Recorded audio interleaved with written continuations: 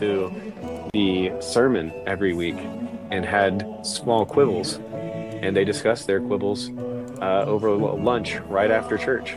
And so I listened to them hear the word of God from the man of God, and not just kind of let it wash over them like everything he said was true, but they tested the spirits, and sometimes they definitely fell into probably like gossiping or judging. I'm sure, like, of course, they made mistakes and went too far. There are they have personality foibles that can get carried away. But like all that to say, that was where the kind of perhaps skepticism, healthy or not, was inculcated for me. But obviously, you can see how that would be wrapped up in issues of authority, which I don't know. Now that I'm thinking about it, does that get back to the kind of, is that why the unconditional trust is connected to the unconditional respect in some weird way? That kind of authority structure. When I was a young man, I kind of thought that like all truth was based on authority, because you had to, in order for trust to be, or forever, in order for you to hear something and trust it, you had to trust the person that was giving it to you. And the best way to trust somebody is for them to be an authority over you, because you're entrusted to them. On a little play on words, you're entrusted to them, so you trust them. But yeah, now I give a little bit more agency to the individual, and a little bit more variety to the human population about how they, behave in those types of relationships. But I think the truth still, I think that there's still a nugget in there that might be helpful for your problem, Af, which is to say, I don't think you teach a healthy skepticism with something that's like not on the same level of importance or truth or reality. You teach that healthy skepticism with like the most important things in life, which are, for my family in that context was, the word of God given by the man of God on Sunday. So, yeah. Once upon a time, the kind, benevolent ruler decided that he had had enough of the evil being around. And he's like nothing can exist in my kingdom that is not love. And so slowly all of the evil got coagulated into a big giant blob as it was making its way out of the kingdom by the power of the creed. But then some little jackass kid saw the big blob of evil and was like, I'll love you. And so all of that evil was going to go into the child. And everybody thought that would be a terrible idea, to have it all concentrated into one kid. So they decided that they'd all love it a little. Howdy, Embody. So before we get going with the show, we had a really good camp out with me, Skank, Foxman, and a whole bunch of other people showed up too. And yeah, let me delete this real quick, because that's now done, right? And instead, what we're going to do is we're going to post up something new.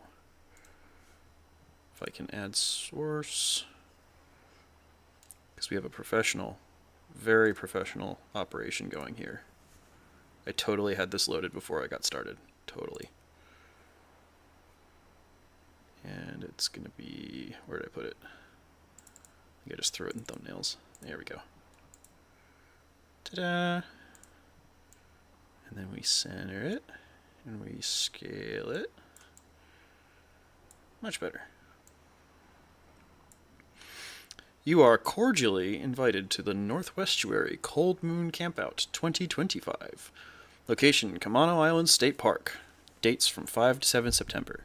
Please RSVP with Afriel by 21 November. This time in cabins.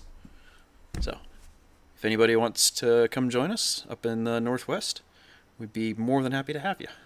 And now, on to the stream.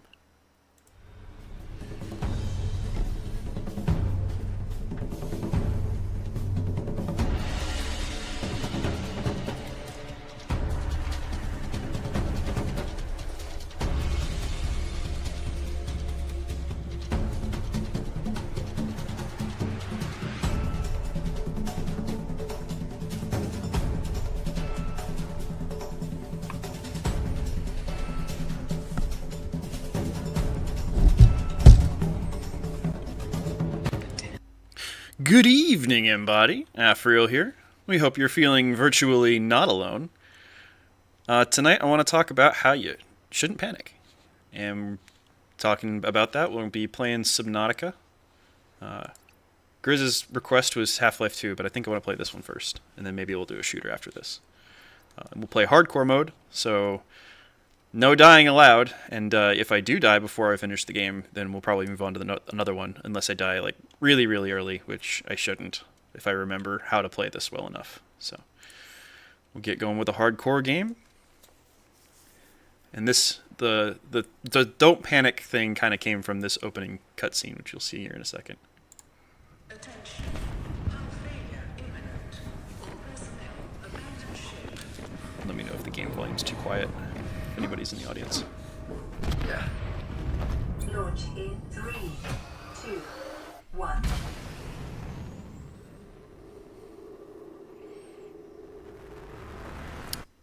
That doesn't look like... Well. Uh-oh. Oh dear. Oh dear. Oh!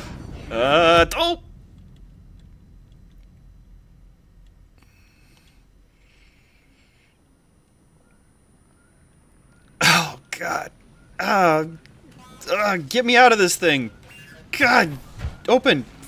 Frack. Okay, quick, grab the fire extinguisher. What was it? Oh, right click. There we go.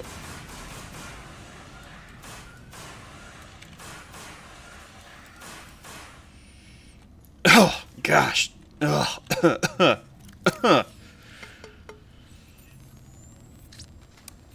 There we go. Okay. You have suffered Minor head trauma. This is considered an optimal Yep, outcome. thanks, computer. This PDA has now rebooted in emergency mode with one directive: to keep you alive on an alien world. Okay. Please refer to the data bank for detailed survival advice. Good luck. Okay, thanks, computer. Alright. Cool. Oh, man. Well, I probably don't need my fire extinguisher on my slot right just yet. We don't have any other fires to put out. Oh, gosh. Oh, somebody donated on coffee. Would that be you, Upcycle? Thank you. Thank you very much. I know you've mentioned that I need to work on my coffee goals as far as having something that's actually stuff that people would want to support. So I did not get a chance to do that before hopping on today. But, what was I going to do?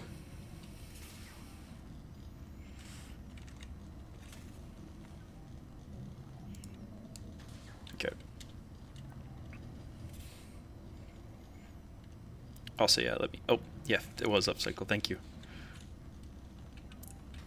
All right, let me know if the game volume is too quiet, by the way. Oh, might as well see what the heck we just landed on. Oh, gosh. At least the air's fresh. And there's our ship. The Aurora suffered orbital hull Well? failure. Cause unknown. 0 human life signs detected. Well, that's not encouraging. Looks like we're on some kind of coral reef, I guess. Well, I suppose we can go back down and see what we can find.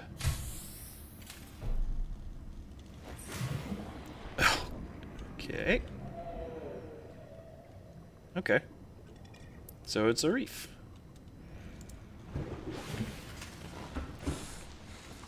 Alright, so we need to repair our secondary systems. So what do I need for that?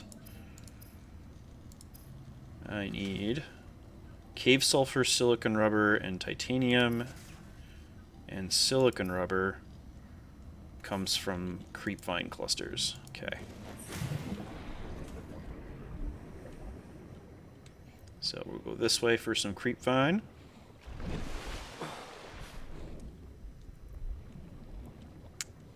I don't think I've actually finished the game fully before. I don't know what to call you, user.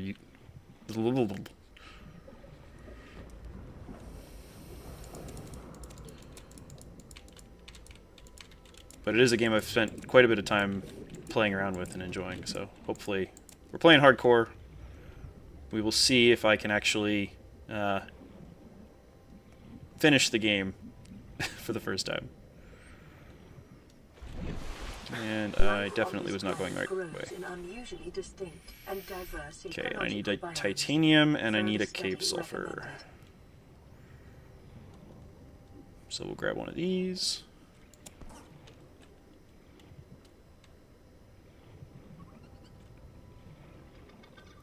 Okay, howdy, Tim.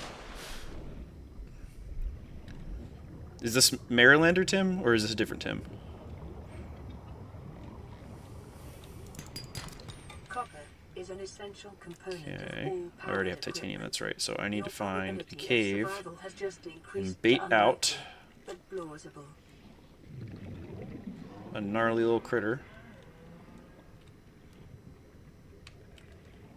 If I can find one. Oop.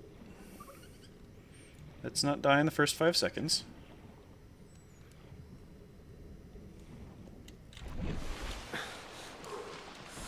Here we go. Different. Okay.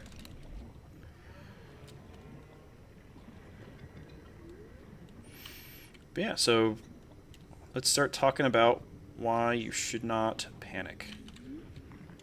Well,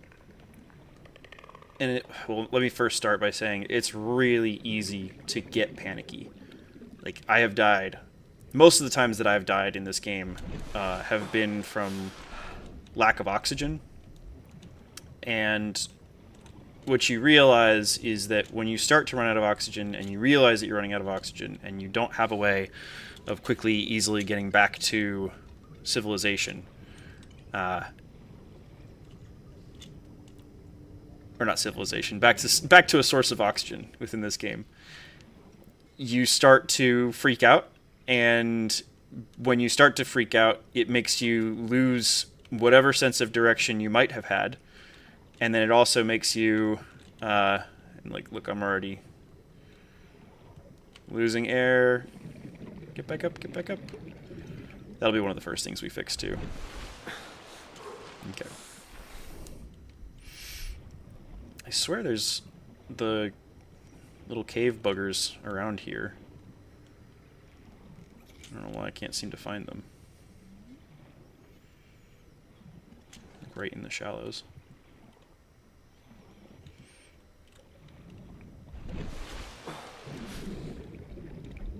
Let me just say I don't die unless I want to die in this game. It's not terribly difficult. It's just, if you're not being diligent, if you're not making sure that you are careful about how and when and where you are going, it's pretty easy to mess yourself up. Okay, I think there's one somewhere along the long tube here. I probably should be picking other stuff up as I'm going too. Oop. I'll need quartz. Have a good night, ups. No, apparently not.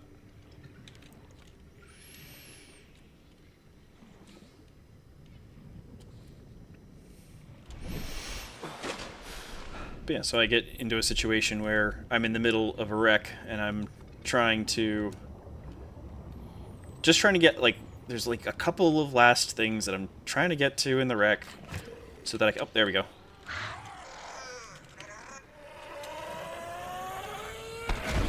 Well, tagged me, but now I get your silver, so there we go.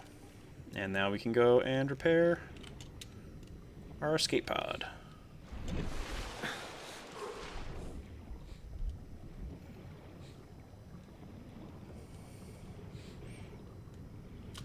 I mean, you're welcome to tell me how to play. I'm just gonna have fun with it, so if it's not to your liking, then sorry. I'm trying to roleplay it a little bit too. So, like, oh gosh, our stuff is damaged. So the first thing we need to do is we need to get that fixed up. I think I have enough for that now. Yep, there we go. And now... Oop, there we go. We can repair our pod. And now we can go and get a standard O2 tank, which you are correct. So let's just do that real quick.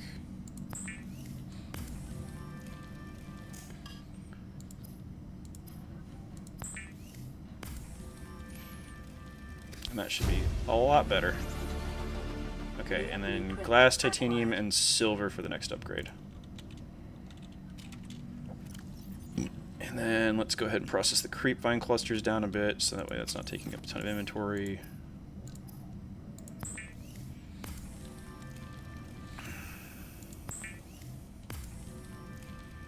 Lubricant is essential in construction of vehicles and power plants. Yeah, it's really easy to get into a situation where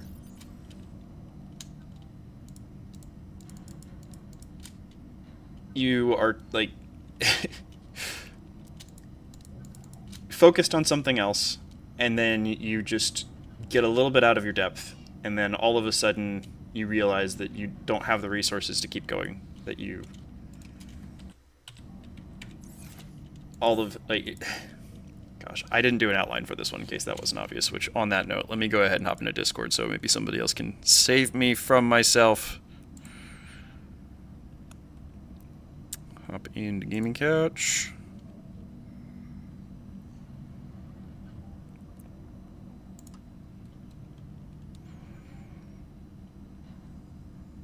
And we'll share that.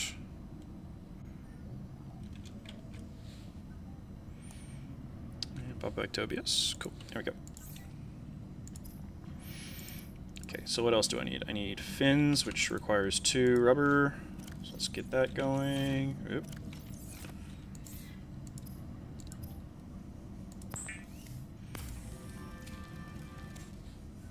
Dun, dun, dun. The fabricator draws from available data to provide environment-appropriate equipment using locally available materials. Okay. For your safety, this setting cannot be overridden. Okay, and the next thing we need is a scanner, a flashlight, a knife. Now, let me just go ahead and grab these out for now. I don't think I need the lubricant. I'll process those down to lubricant too.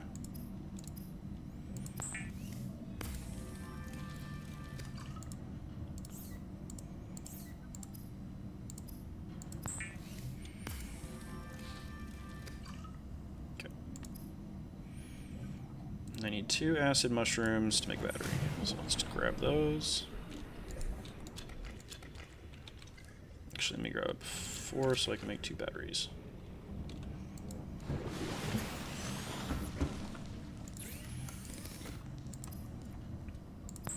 But yeah, you get into a panicked mode, and then you can't think clearly, and then you make mistakes.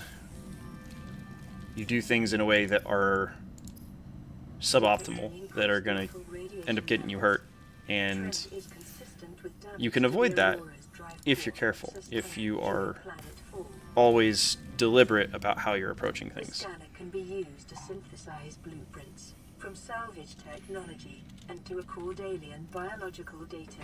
But it requires a lot of discipline. It requires you to be paying attention, paying close attention to a lot of things all at once. The only exception.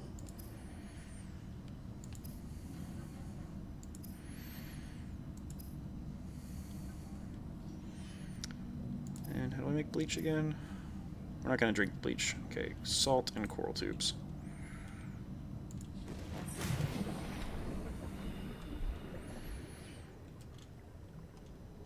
Oh, I want to make a flashlight too, that's right. Calorie intake recommended. Okay. Don't have enough for that right now yet, do I? No, I need glass. Oh, do I have glass? No, 2 quarts. Only have 1. Alright, well, first things first, let's grab some critters. alien life forms may have unexpected applications. Utilizing alien resources is a proven survival strategy.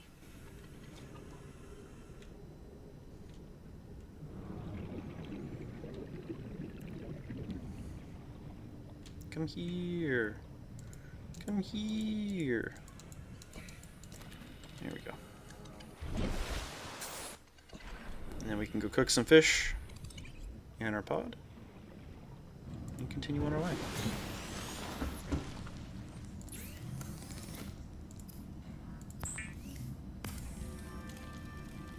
The fabricator cooks small organisms while disposing of the skeletal structure, bodily fluids, and internal organs, thus rendering them safe for Yeah, we'll just human cook them all. consumption.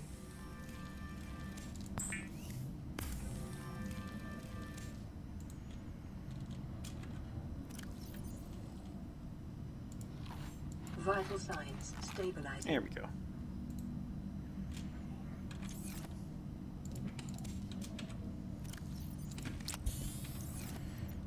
Much better. Oh, that's right, we wanted to repair the radio too.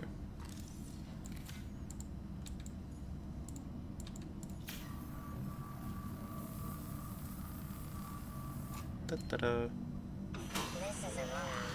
Distress signal received.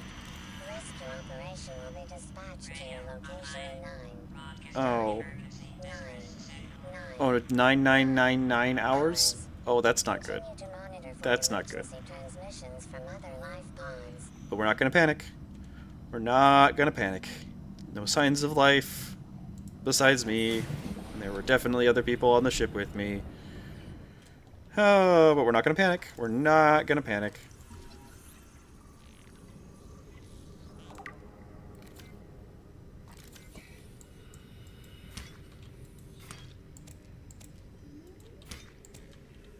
Okay. So now our next mission is to find silver.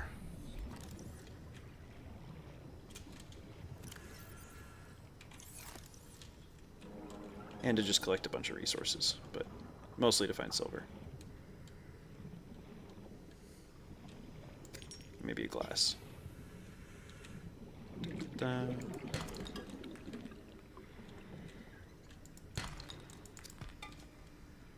Grab some copper on the way.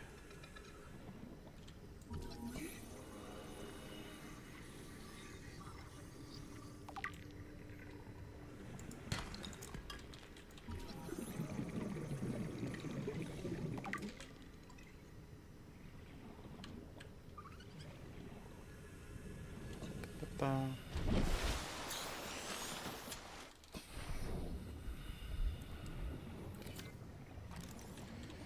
Oh, and there's some salt, so we can make water.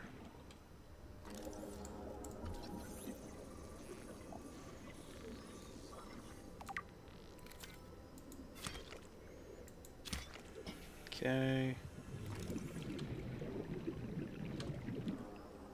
Yeah, we'll grab one more.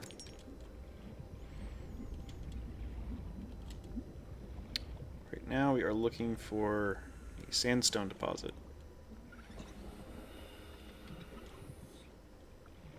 I think that's still limestone. Oh, shush.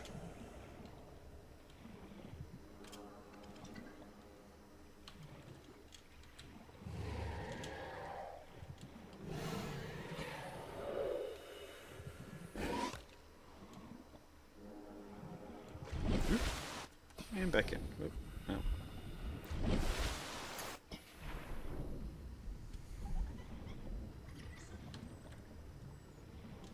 Howdy, Risen.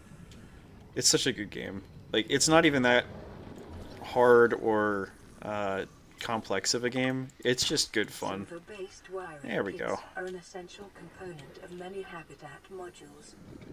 Just grab a couple other random things here. Well, there's some lead, some more lead. I really want silver. C'est la vie. Oh, some gold. That'll come in handy. I don't know why, that's just creepy.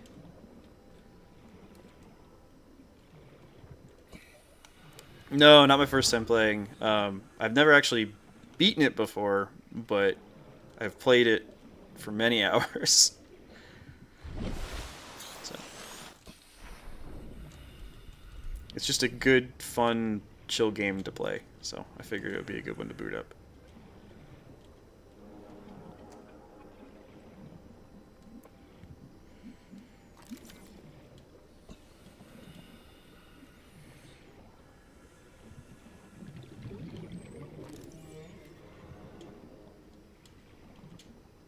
And let's catch another fish. Whoop. Get back here.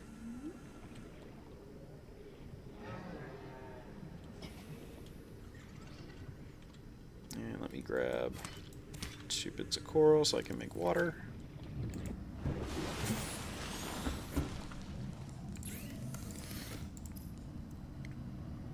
Make some bleach.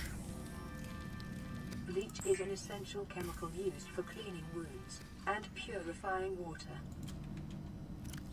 Hotkey for removing the mask border for the UI. I kind of like it, honestly. I find it immersive. I did try to do the what's it called, the 3D version of it, but I get horribly motion sick, so that's a no. Okay, I need 2 more glass. Let's see. Okay, so I need more quartz.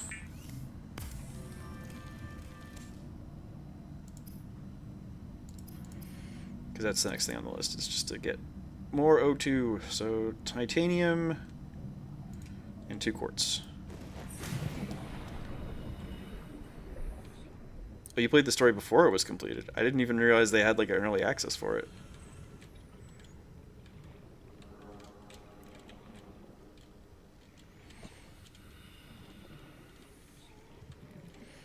But yeah, no, it's, I don't know. There's just something very cathartic, but just a lot exploring underwater, and then the different environments that they have in this game are just so pretty.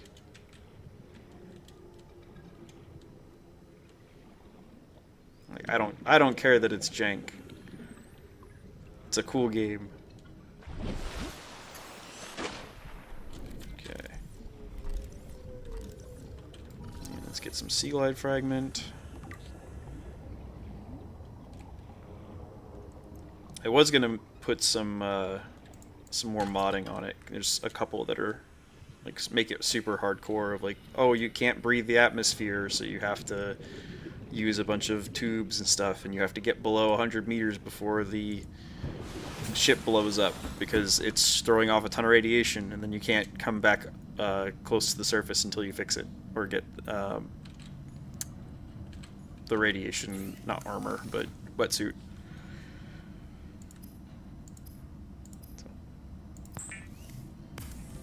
And I tried to get those working, and there are a couple of mods that I have installed from when I've played it previously, but it's just like I didn't take the time / didn't have time to. Okay, we have a standard O2 tank. Does it not count because it's not in my inventory? There we go. High capacity O2 tank. Because oxygen is your main enemy in this game. And then I need a wiring kit and mesh for the rebreather. Need another silver for that. Okay.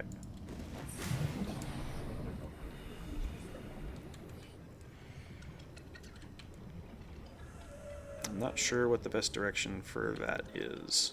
Somewhere over this way, though.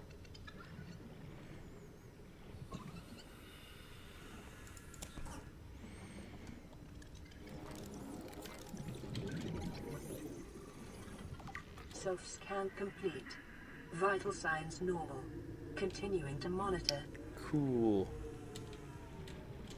I'm sure I'm fine. I'm sure there's not any issues that I'm gonna end up coming into dealing with here shortly. Surely not. Surely everything will be fine. It's just, you know, I crash landed on an alien planet that I have no real record of, don't know what anything's going on. There's no signs of human life outside of myself. But we're not going to panic. We're just going to chill out and we're going to make it work and we're not going to panic.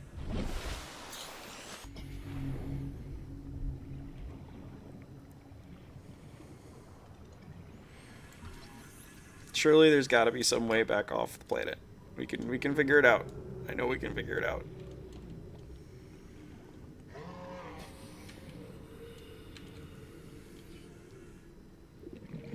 I don't need another cave sulfur just yet, so we don't need to go after that for the inventory slot. I think if I go down this way, there's some more sandstone.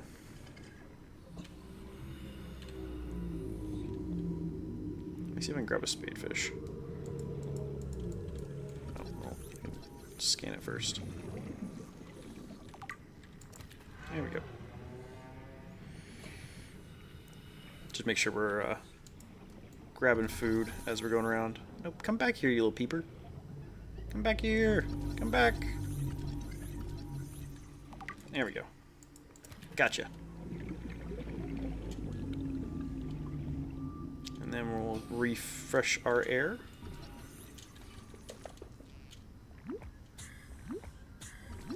That's quite a lovely little thing. Okay. Oh, and we have a transmission coming in. So we'll have to go back to the ship here in a little bit and see what that's about.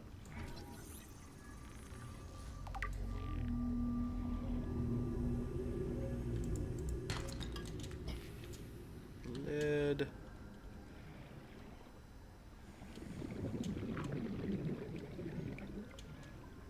Seek fluid intake. I think we can manage that. Vital signs stabilizing. Just drink both of them.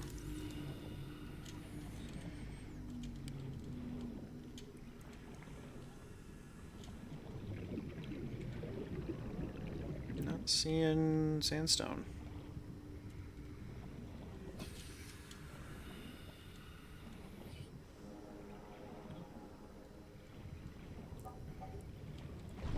There we go.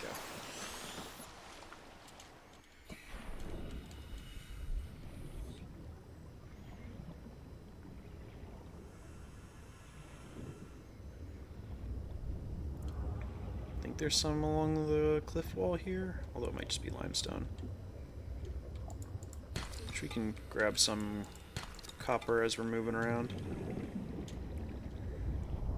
Oh, there's some. There we go. Lead. Not lead. Not lead again. And we have... Oop. Come on. I can peer into it, right? Ah. There we go.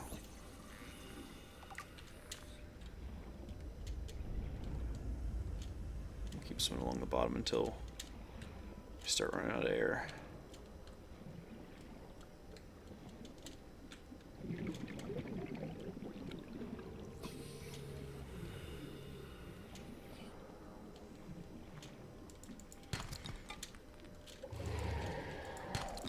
There we go.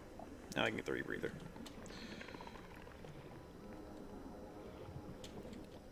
Ow! Get off of me! I'm not food.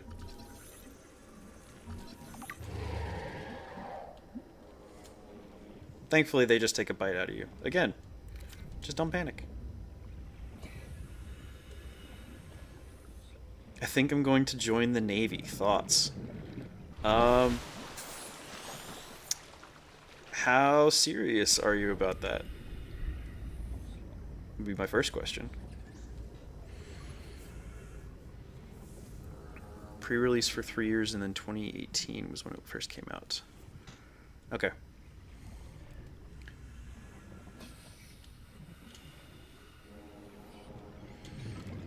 Yeah, CC, how serious are you about that? And then what do you think you would want to do in the Navy? And then what kind of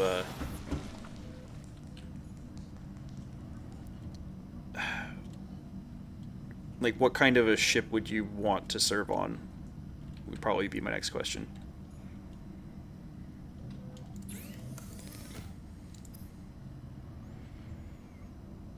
And if it was just a joke because I'm playing Subnautica, then disregard.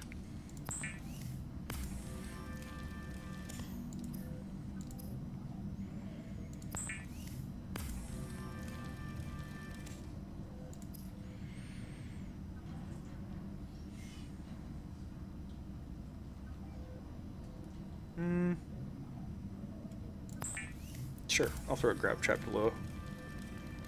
That's wild that you couldn't walk on land for that, though. Especially because that is such a core part of the story.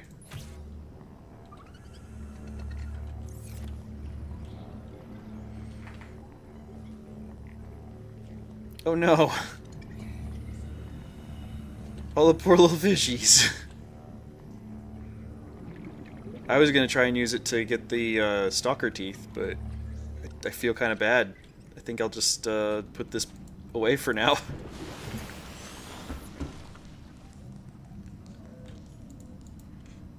That is true, Risen, that a lot of Navy personnel serve on shore, but most of the time, if you're joining, you're gonna do so to go on a boat or a ship, excuse me, and you should have that in mind if you're going to jump in. Like, even if you don't have any intention of serving on a ship, somewhere you could use Chinese. Got the itch to go overseas. Well, you'd be more likely to use Japanese. Continued degradation of the Aurora's drive core may result in a quantum detonation. Continuing to monitor. I don't know if there's like if you wanted to use Chinese for the Navy, Intel might be the way to go. That would be my first thought. I wouldn't necessarily recommend it, but you will learn a lot about a lot of things, and especially about human nature, if you join the Navy. Any of the armed forces, actually. But water ration ahead of time will help ensure against dehydration and eventual death. okay. Actually, let's go ahead and get some more water while we're here.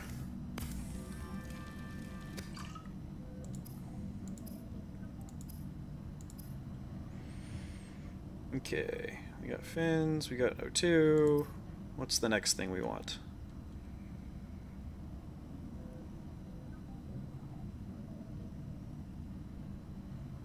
Habitat builder. That's probably what we want, right? Computer chip, wiring kit, battery. I served in the Army. My dad was in the Air Force. I don't have any personal folks that I know that served in the Navy, but I worked on a shipyard for a couple of years, so I had a lot of interactions with Navy personnel, former Navy personnel. So, and I worked on ships for a good bit of time, so I have a little bit of familiarity, even though it was never while they were underway.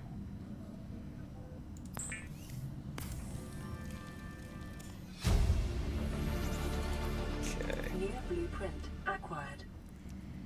Computer chip, wiring kit, and battery. 2 more acid mushrooms. I need another silver. Howdy, Ron. I did not have the time for an outline, so we're already in the open to the audience phase of the show. If you would care to join me, we're over on the gaming couch. And Risen and Cece, that goes for you too, if you want to hop on and say hello. Let's see here. My memory is great. Battery. Okay, so battery is what I was going for, and then I need another silver.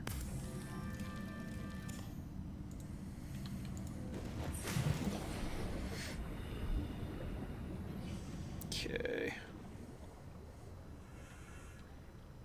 Howdy, Ron. Hello, sir. How's it going? Well, I just got done watching a pretty nice episode of The Chosen. Hmm. She's just being all finicky about people paying money for animals for the sacrifice, and Hmm. Romans are people are getting itchy to maybe kill them. Things are going well. I mean, they're going according to plan. According to yeah, exactly.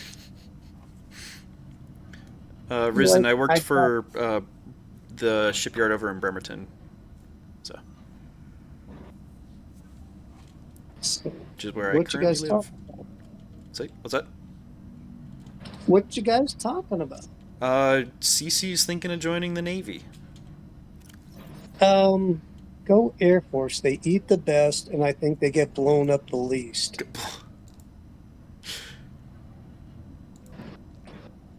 Being very, I'm Hmm. very being very wary about it. I don't want anybody I know getting blown up.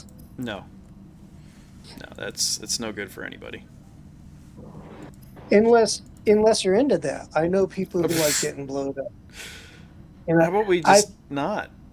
Let's just not do that. but some people think it's fun. I don't think Cece's one of those MMA get blowed up kind of gals, but don't know. Don't want to judge. Don't want to box her in. Don't want to what is it, step on her, but whatever. Just Well, okay, blowing things up is a lot of fun.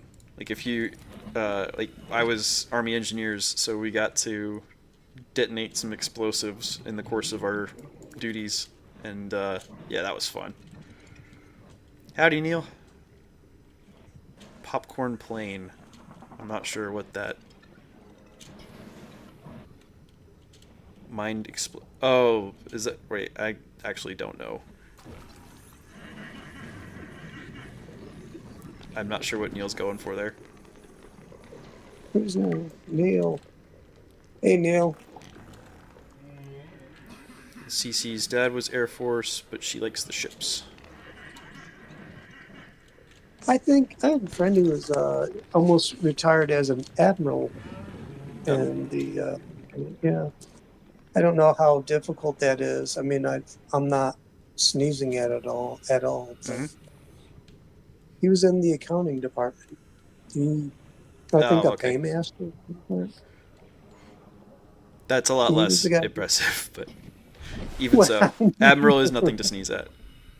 yeah, he was a smart guy. He's like, he's one. Yeah, good guy, Hmm. smart. Probably worked his way through. Um, but what? Okay, so Cece, go Air Force. All right, just saying. But she likes the Seriously. ships, Ron. Oh, listen, listen until you're out in the middle of nowhere floating and Hmm. you really experience nowhere. Like once you get really nowhere with nobody around, it's not as fun as you think. Hmm. Except for except when you're in the middle of nowhere on water, this is what you're going to hear in the back of your mind. Dun, dun, dun. One thing I will say is just mind yourself as a female if you are underway. Uh, just Oh, there's yeah. some stuff that goes on. Oh, dude. Yeah, well, they're guys on a boat, Hmm. okay, trapped. Yep. And if you're a girl, like, okay, if you like attention, great. But Yep. if you don't, Air Integrate Force, the new PDA man, database. I'm telling you what, I'm just painting a picture, ain't I? New blueprint But acquired. I should be careful not to step on your buzz, CC. If you gotta be careful. Hmm. So, But yeah, no. You if you do go into the Navy, Scan you will suggests this learn. biome supports It's extensive it's not even so much biodiversity about and connects to a number of small cave networks. it's not about learning things about an enemy that you're fighting against. It's learning about how people that you are trying to fight with behave in stressful you situations. mean they freak out and go bat crap crazy? Uh, They turn on? More that there's just a lot more backstabbing than you would expect from brothers in arms, because Yeah, I know. there's so much Mhm. of like, oh well, I need to make sure that, like, especially if someone is intent on having a career, then they're going to Sabotage you? sabotage their competitors. Yes, that is what they will do. Okay. Yeah. All right. So it's a fish eat fish world.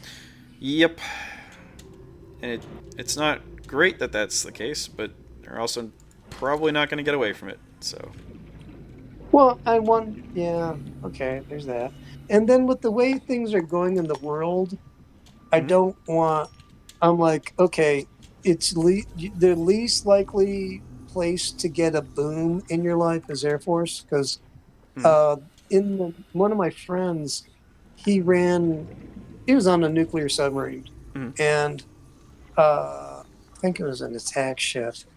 And they called all boats targets. They were just they see them as just floating targets. mhm.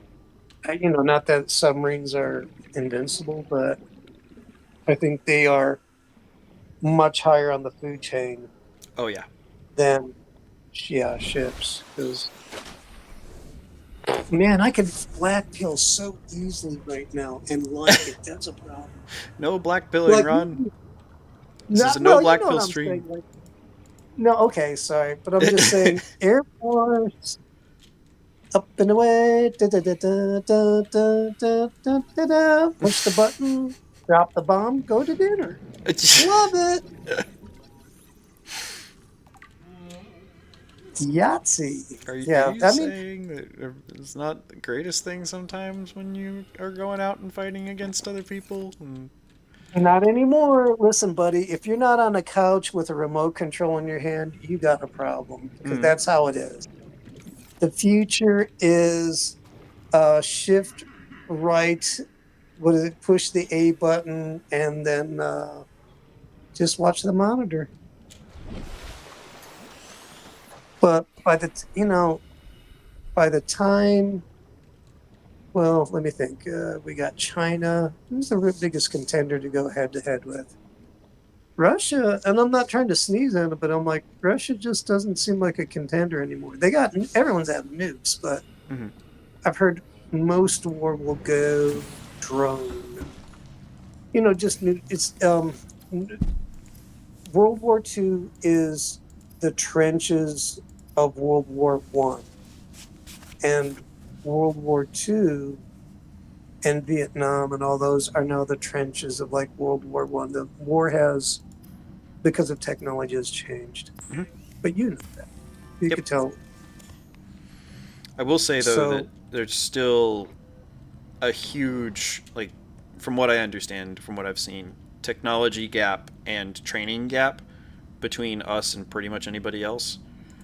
So I don't know if push what do you actually mean? came to shove how that would play out, but Are you saying we're better or worse? I'm saying that we're Um, probably even like despite the fact that there are so many issues in the armed forces, mhm. if push came to Yeah. shove, I would still expect us to win in a fight. Okay. No, I would see that. I could agree with that. I mean, we're just the biggest kid on the block. Mm-hmm. Even if we're fat and pudgy and we haven't gotten off the couch in weeks, and our mom, we're still 6'7", and we're still 300 pounds. Mm-hmm. And the nearest contender, he might be 200 pounds of all muscle, but when you have 300 pounds hitting you, still Well, 300 pounds. and 300 pounds that still remembers how to fight and can like figure it back out again pretty quickly. And they fight dirty, and Oh because yes. that, okay, who you don't want to mess with in the world? Mm-hmm. It's, you have one chance to get it right. Think about it in history. The one place where nations go to lose, multiple Afghanistan. nations. Oh, cool. No, not even close. Okay. I picked good guess. Vietnam, I mean, dude. kind of yes, but like Afghanistan is known as the graveyard of empires. Really? Okay. Maybe I need to be wrong. I okay. I need to be all right. I'll just say you might be. Maybe we're okay. Then there might be two contenders. Mm-hmm. Pardon. Because I know before Vietnam, Mm-hmm. the French were in Vietnam for a long time, Yes, they were. and they lost. I mean, the Vietnamese, they're just, I don't know what it is about The them, but bridge they're has like, a tool not in my designed neighborhood. to construct habitats capable withstanding Cece. extreme Hmm. environmental conditions. Well, I don't think all there's right. been as So many like empires that got wrecked though. really, okay, then I might be wrong. Mhm. Is Afghanistan the place where empires go to die? Historically, yes. Really? Hmm. Um, they are some tough people. Yes. They're just they're all kinds of ticked off. Well, especially like there's been so much fighting between them for so long, especially up in Mhm. the mountainous regions. Yeah, Like, just yeah. nobody can do any logistics up there, especially not in the wintertime. Like, it's just Oh, it's absolutely bad, huh? impossible to make anything happen. Okay. So cue the banjos and stay away. Basically, it's You they know don't what? call them Okay, you hollers, know but what? Right. But they should, hmm or they should stay out the holler. Yeah. You know the similarities. This a lady, a writer said this. The similarities between American rednecks and Afghan soldiers is this: you have This is Life Pod 3, bearded uploading our men coordinates. We're in plugging some pickup holes in our trucks emergency with a sea lot of guide, arms so who if we're hate late the for the government. rendezvous, don't panic. hmm Also, don't I surprise thought that without was us. funny. Seriously. Yep. 3 out. So Location uploaded successfully. anyhow, with the CC, I need to. I'm just in for the cool tattoo ships and ladies that will fall over themselves for a gal. And well, that's just you want a tattoo. I got some India ink. I mean, I can give you a prison tat. I mean, A we person? can. No, no. Okay, if you ever see a This is spider Life web Pod on 6. someone's I have a elbow, passenger on board. but at least Ordnance is this was back in hatched. the day. We've landed a I kilometer from heard the crash site, but there's that radiation in the between spider us and the web was for rendezvous. someone who had Request been in immediate jail, assistance. Mhm. and 6 each out. ring of the web Signal indicated how coordinates many years they interrupted. had done. Approximate So if transmission you had Hmm. like origin a recorded to spider data web, like bank. 10 rings on it, they did 10 years. And so, Okay, I didn't know that was the even, meaning of that. even, well, at least back in the day, Yeah, yeah. you know. So, but yeah, that's, Before all you these can, stupid millennials started cheapening our cool prison tattoos. man, and now they're doing neck tattoos. hmm Like, and even on the face, I'm like, yo, guys, we Everlasting job stoppers.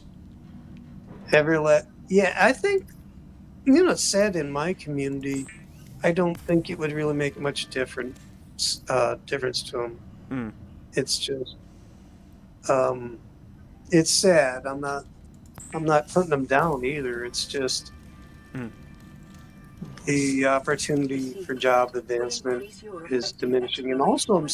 seeing For your safety, please pack tattoos, supplies for long even the journeys foo and stay tattoos, within being 5 much more kilometers of the accepted nearest life nowadays pod or across habitat. the board. Like it's just the bar has been.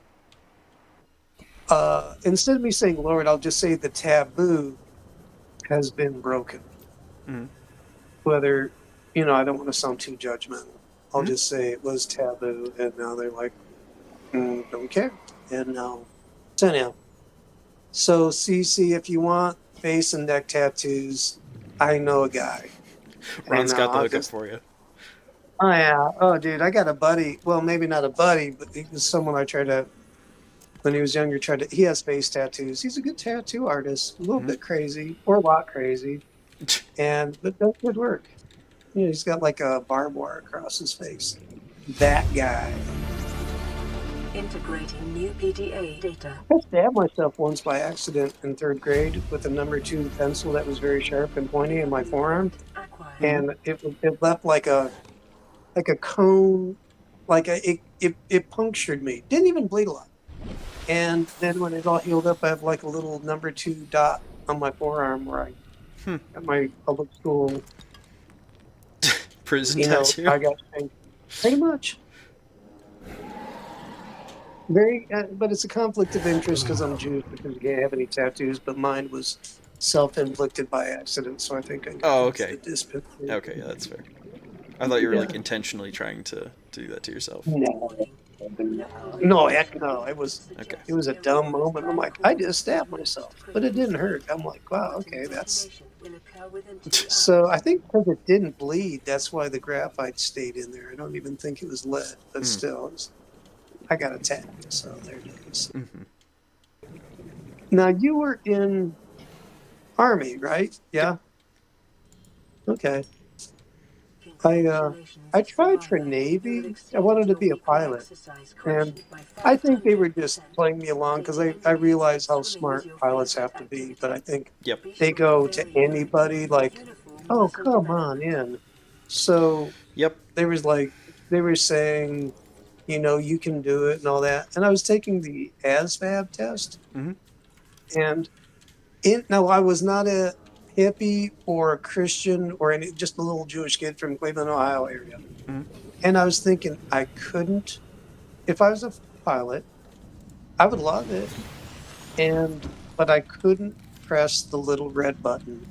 Mm. I'm like, no. And actually that was a life-changing moment for me. Hmm. I really decided, I'm like, no, From the cafeteria. What the I hell, guys? can't do it. They didn't want us this Well, I much mean, the good news So, is if you were in the Navy, you probably wouldn't have to. That's kind of an Air Force responsibility. well, but it was, if I would, because I wanted to be, uh, my end game in my imagination was like a fighter pilot of Mm. some sort, Yep. and I was thinking, could I push the little red button? I'm like, no, Oh, um, just to shoot somebody else out of the sky, you mean? Not even like or drop a just nuke. shoot. Period. Yeah.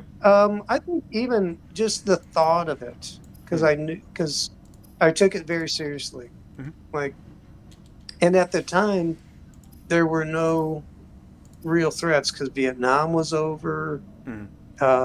The After Vietnam, the military really unraveled, or it was maybe demoralized, Hmm. and it was a Democratic Party for quite a while, and I'm not trying to hack on anybody. I'm just saying it was a different time, Yep. and so there were no clear enemies.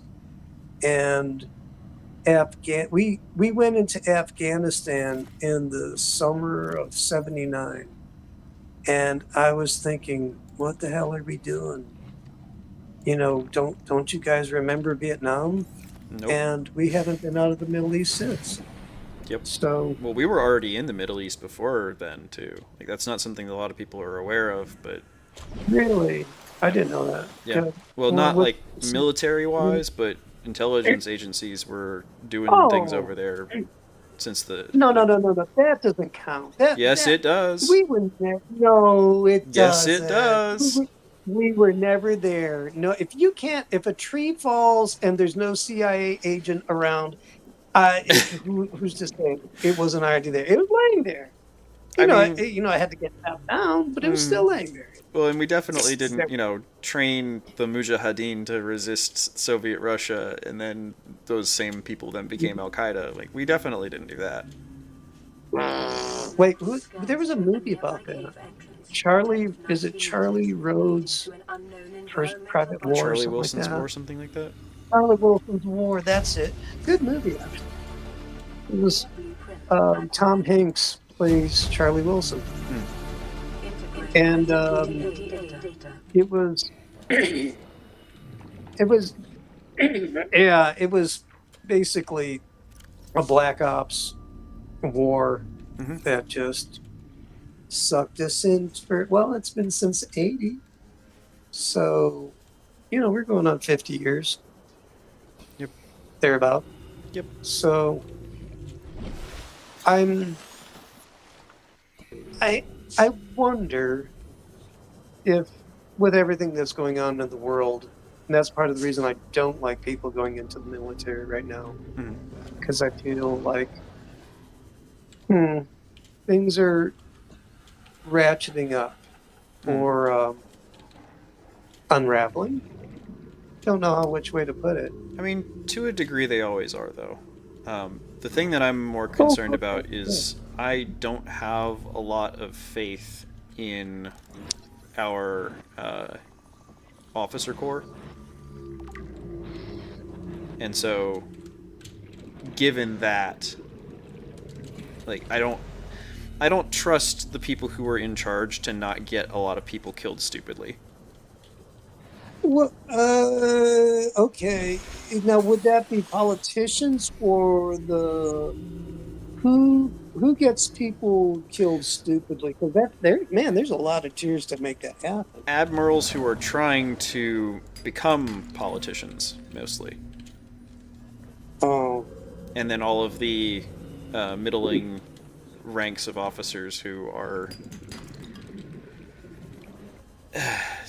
also trying to make admiral, or at least '06, because quote unquote that's how the army defines success is that you or oh sorry '05 not '06 make lieutenant colonel. If you don't make lieutenant colonel, then you were not successful in your career in the army as an officer.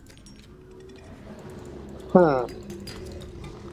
Do you know So how does that get? what percentage of officers make '05? Don't know. About 20% of those who come in will make '05. Okay. And so you So, have an '06 mhm. in front of a class full of lieutenants who says that. Like, I don't know if folks understand the implication there, but basically what that's saying is I expect 80% of you to be failures. Yeah, well, what does it? Well, okay, help me understand why that how that gets people killed. I'm not disagreeing with you. I just don't understand. Because you have a whole lot of people who are optimizing for the appearance of success, the appearance of proficiency, the appearance of lethality, because that's what they're being promoted based off of, because there aren't good objective metrics for what the readiness of somebody is, what the lethality. There's a lot of like stopgaps for sure, but there's no good measures that are actually like done well, in my Hmm. opinion. Because Because there's never how? actual any like Mhm. fighting against other people. Like there's no. Uh, It's all right, simulated. It's all training exercises, and like you kind right. of get it with like NTC rotations, but even then, it's just not. You're not Mm-hmm. actually pitting people against each other in a way where you are measuring This how is Avery Quinn of Trading Ship good Sunbeam. somebody Aurora, do you is. read? It's Over. all based off of perception. What about the Okay, vacuum? in a Oh, life terror or ships. death or They run kill low on or be engine killed grease. In an situation. Mm-hmm. SOS, you offer to help. They don't pick up. Okay, so Aurora, I'm out on the that's far interesting side because of in the the system. It's gonna take army, more than a and week I'm to asking regroup. as well You as saying still as well as need saying our it. assistance. I Over. think you have more opportunity to I'll put try them again people tomorrow. in Damn charter harm's snipers blowing our way credits running errands for Alterra. or See what the long range dry systems runs, pick up. blowing things up by them, physical, like not fist fights, but like fighting a lot, and then like physically. Mm-hmm. But that's on the grunt level, from what I've heard. Um, I I don't. That's interesting. I'm thinking you were there. Am I right or wrong, or somewhere in between? I mean, you're always going to have physical altercations between lower and enlisted. The thing that I'm more concerned about is what are the sort of goals and perceptions of the people who are supposed to be making decisions about where we should be going, we should be aiming at. And when Mm-hmm. that is basically just being fueled by careerism, just naked Mm-hmm. careerism all the time, you're not going to actually have good, productive development. So I don't know.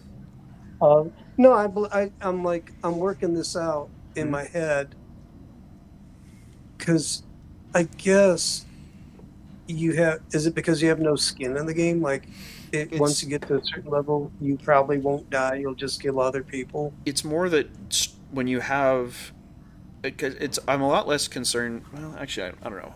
I guess I would be concerned about it in combat too.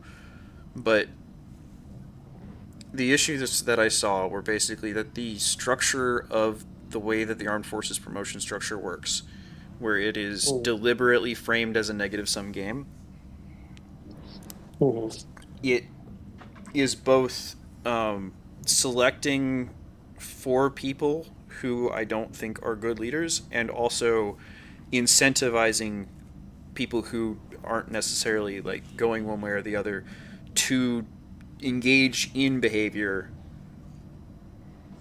that leads them down that same path. And sure, Neil, it can be yep. clothed careerism. They can keep their shirts on.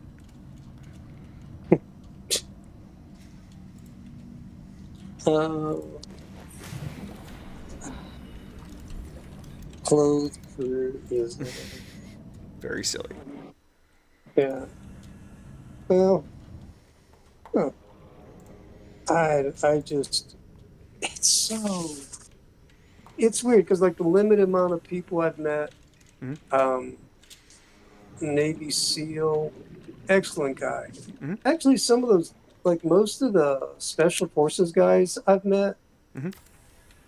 and you've said this before, they're incredibly kind until they're not. Mm-hmm. But, and then this is in civilian life. They're really not. I only met one of them that I thought was like a ticking time bomb, or you just, like, okay, I don't want to be around you. uh, Like, um, but for the most part, the ones that are really good at it, it mm-hmm. seems like they know who they are, and they're almost like they're tired of it. Mm-hmm. They're like, I'm good. I know who I am. Mm-hmm. I don't need to be who I was. I'm gonna go be a social worker now. Mm-hmm. And those are the guys that I wanted to be in power because Mm-hmm. they just, they just had an air about them. Like, I know what I'm doing. Emergency. I'm gonna Quantum detonations respect you occurred if in the if Auror's you know drive what you're core. doing. The reactor I'm just will gonna reach leave you alone, supercritical state and in we're gonna work 10 together to get this job done. 9. And Vital that's signs the goal. stabilizing. 6. And 5. I don't know, it was something 4. 3. 2. enjoyable to be around them. There was no bravado. Man, I'm not in the military, never have been, but I just been around. It was just very goal oriented without running over the other guy. It was like, Mm-hmm. we are going to work together and we're going to do this. As long as, Encrypting you core. have your stuff, your gear stowed away right. And if you do, then I'm going to let you do your job and I'll go do mine. That's the Yep. impression I got. Yep. Could be wrong, No, but the guys who end up doing special forces stuff are usually pretty squared away. Although they have definitely had some issues with getting some questionable characters. The whole Navy SEAL to podcaster pipeline being evidence of that.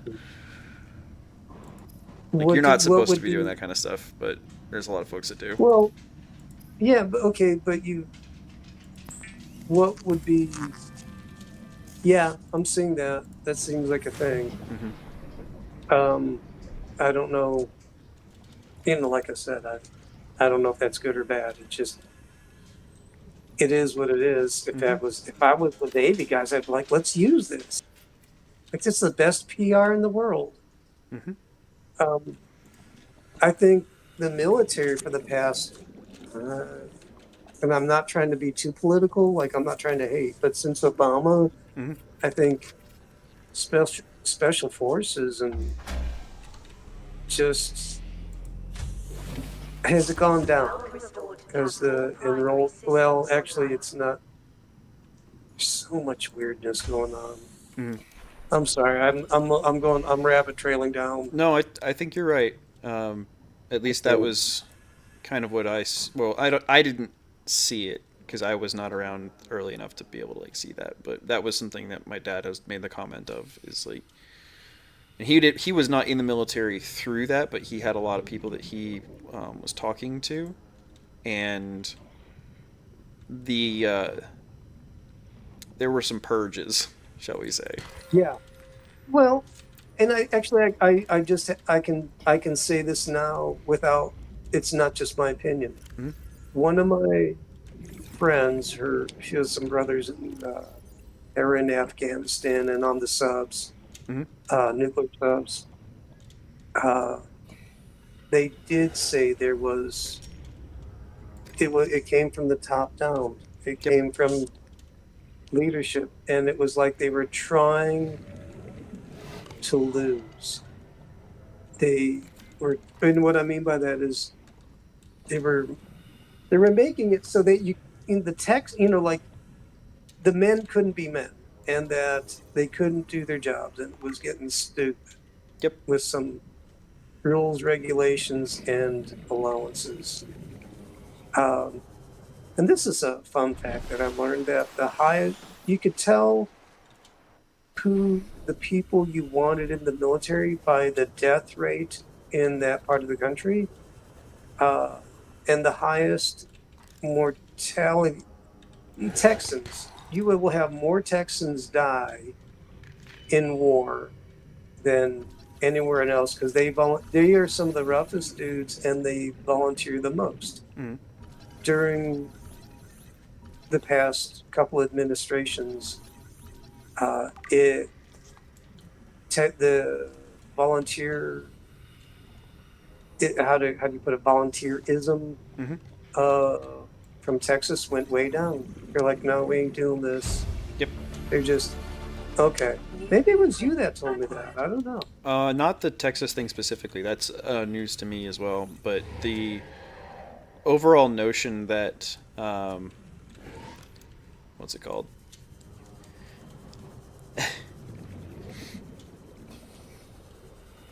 Ye- the army has a recruiting crisis, and the reason that it has a recruiting crisis is primarily because um, it's a sort of generational thing, and for generation after generation previously, everyone would always say, yes, you should go into the military. It's going to be a good experience for you. You're going to learn a lot and grow a lot, and it is absolutely something you should do. Right. And then in more recent years, uh, it's a lot of people telling their sons, their nephews, their daughters, don't do it. Mhm. Yeah, And so if that was what you gotcha. were relying on for people to come in, Right. You, you're, man. I hate to put it this way, but you're. Well, I'll just avoid saying it. I don't. You're just not getting the candidates you want. well, How's you can't that? get any candidates because there were already not a lot of people who wanted to join. And then the Aurora, ones who this is did want to Sal. join are no longer wanting We to just join picked up a because massive you debris. screwed Yeah. over their parents or I didn't their know how bad, uncles, how their many of granddads. you Well, So were staying actually, up. COVID. Well, I had We're a now en route buddy to your who location. was We're gonna bring you Army. home. mhm, Dude, he Send me was out. all about it. He was What GI else can Joe, I mhm, say? and The only time I've is heard the either get frequency vaccinated or on get a out. rock that small was in the And yard. I think that was And one of I the biggest believe it. purges It's a mhm. of bad good option, men. all right, but It's so like are every all one the of those others. guys that lost their jobs for that. Those are the guys you want, and you just got rid of your fighters. You Yep. you uh you targeted them, and uh you purged them, and that. All right, way to go there. Way to go there, administration. Well, I heard that somebody said they don't want any more fat generals or admirals or anything like that. Yep. Yep. Uh, Hexith had a whole thing where they called in all of the generals and were like, nope, no more fatsos, and also no more paper or pencil whipping your PT tests. what does that mean? So you have to do your, I think for the army it's every 6 months. I don't remember off the top of my head. I think it's every 6 months. Mm-hmm. You have to do a physical fitness test, and Mm-hmm. then you have to achieve a certain. You have to do over a certain amount of. When I was in push-ups, sit-ups, and below a certain time on your run. Mm-hmm. And what was happening a lot, well, I know of at least one case at the 03 level where he didn't want to have to like take the time to do it, and so he just had like, and the first sergeant was just like, yeah, sure, whatever, I'll like fill out a PT card for you that has your name on it, that has whatever scores we need to in order to make it like reasonable that you passed. Wow. Yeah, yeah, yeah, yeah. So Okay, gotcha. So he cheated, lied.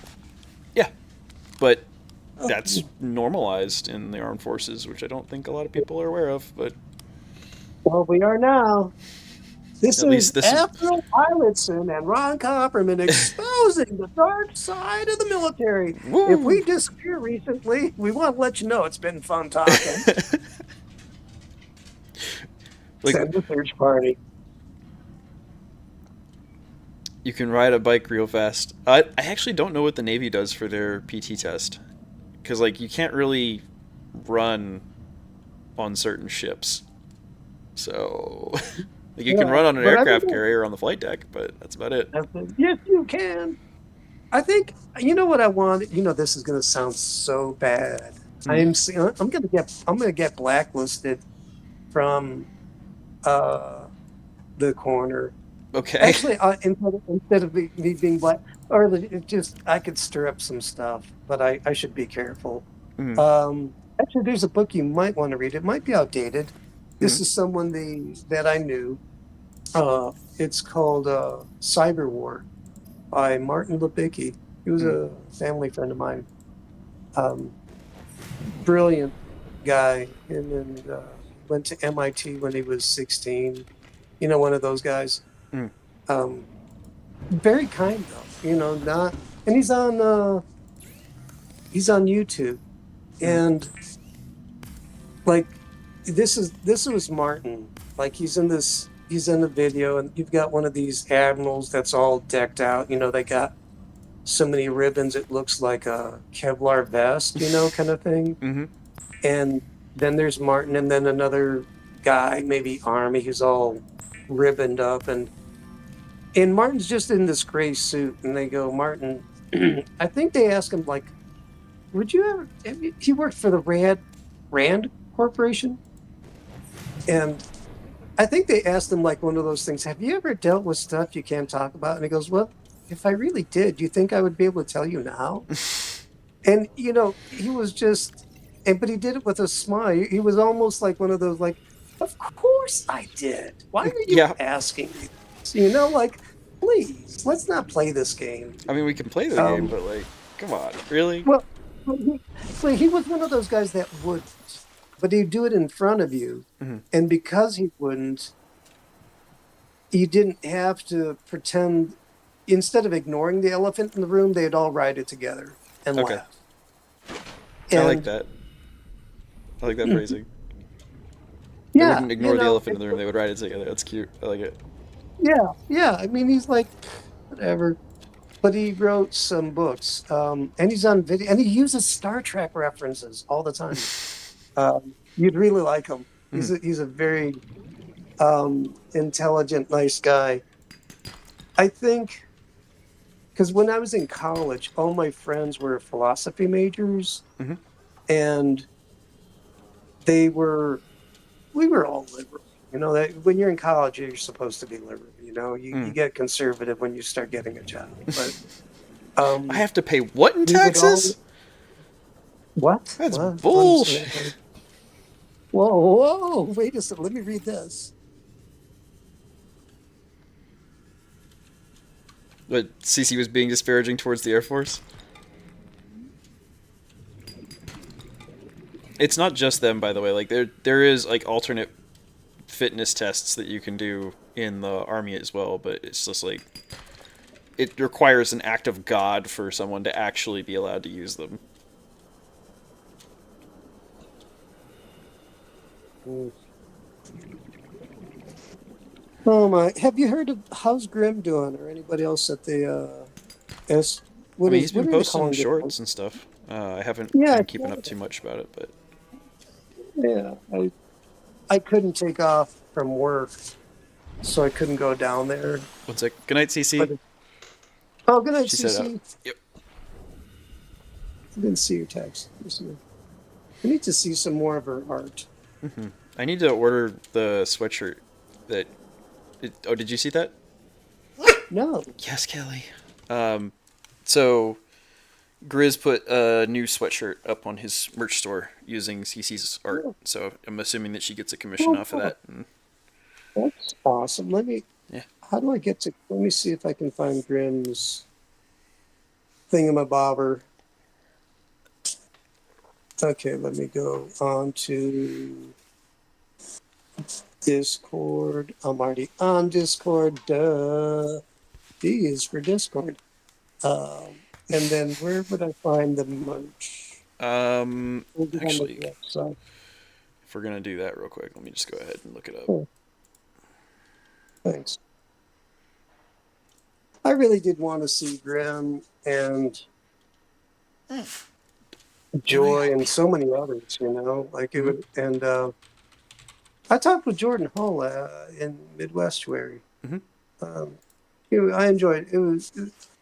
I like him. I know there's whatever. It's as if I have to do yes, no. I'm like, yeah, it's like sure he's an agent. But he's one of ours now. He's our age. Well, I mean, look, if any listen, there's 20. I think it's either 23,000 or 32,000 people on Bridges of Meeting, Mm-hmm. or is it maybe 3,000? I might be getting a zero wrong. Mm-hmm. But with that many smart people in the room, if you think someone's not in the agency, I'm Mm-hmm. sorry, no. There's somebody watching. Like, yeah, my gosh, like don't insult my intelligence and don't insult them. That's what they do. But Ron, Oh there my is no gosh, agency. I know. We are the agency. We are bored. We are We're the all agents. we are all agency. I Jesus, am let's the get over agency. yourself. I'm on the brute squad. Yeah. Yeah, I mean, you're just one flush away from being a civilian. It doesn't matter. It it's just people doing people things. Either like, Mm-hmm. oh, you're being, you know, You're being I've been watched. thinking about. Yeah, I mean, so here's the. I think it's in the Iron Curtain. Back in the day when the Iron Curtain was good and closed. Mm-hmm. I forget which nation it was, but when it finally collapsed, and 1/3 of the population worked as spying on each other. I forget which, Baltic nation, whatever it was, but Mm-hmm. it's like, that's just the way it was, and it or is, Mm-hmm. I'm not saying it's right at all, and I think because I had high school teachers that were openly CIA. Like they worked for Oh. yeah, and I'm like, they didn't hide it. And Hmm. in college, I had one guy. He was a TV production teacher, Mm-hmm. Ed Zink, who passed away. He goes and he did consulting for the CIA. He goes and he said like this. And this is back in the early '80s. He goes, we kill our own. And once you work for the CIA, you always work for the CIA. And I'm like, okay, there it is. Mm-hmm. I it just I I can't I'm find not it. embracing it and celebrating it. I'm just like, dude, anybody thinks it's an I am I being am I getting my kvetching and sarcasm correctly conveyed, saying like people, whatever, I don't care. You know, if you didn't have it, someone would run amok in our world. And I'm not saying we should have no control over them, Mm-hmm. but it's here. There's a function and a purpose. And God, it's like we are the best of a bad situation, even if we're the worst or not great. There's people out there that are far worse. And it doesn't justify anything evil that's happened. And yes, bust them and yes, correct them. But until there's kumbaya across the world, that system's in play. What Mm. do you think of that rant? The main thing that I'm concerned about with that is Mhm. like I think that there is a good possibility that it's kind of inevitable that bad people are just It's just going to be a thing. New blueprint Um, required. Correct. but I also wonder, like, if you just assume that, if you surrender to that, Mm. Oh, does that mean I that you're don't want to just, surrender. yeah? I don't, and I'm sorry. I'm feeling very convicted now. I Mm, apologize. Okay, I've had experience where I saw cocaine come into my neighborhood. mm, There was a next door neighbor who was he was a poor kid and he was a pot dealer back in the 70s and early 80s. mm, You know, pot, whatever. The pot dried up and then cocaine came in like a switch being thrown. mm, And I remember him saying, I don't know what happened, but all the pot's gone. And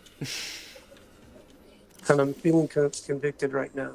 mm, I hate, and I say this with complete understanding, I hate the fact that the CIA brought in cocaine into the United States mm. and destroyed American people.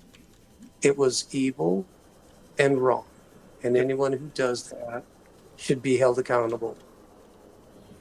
So I don't want to say, que sera, whatever will be.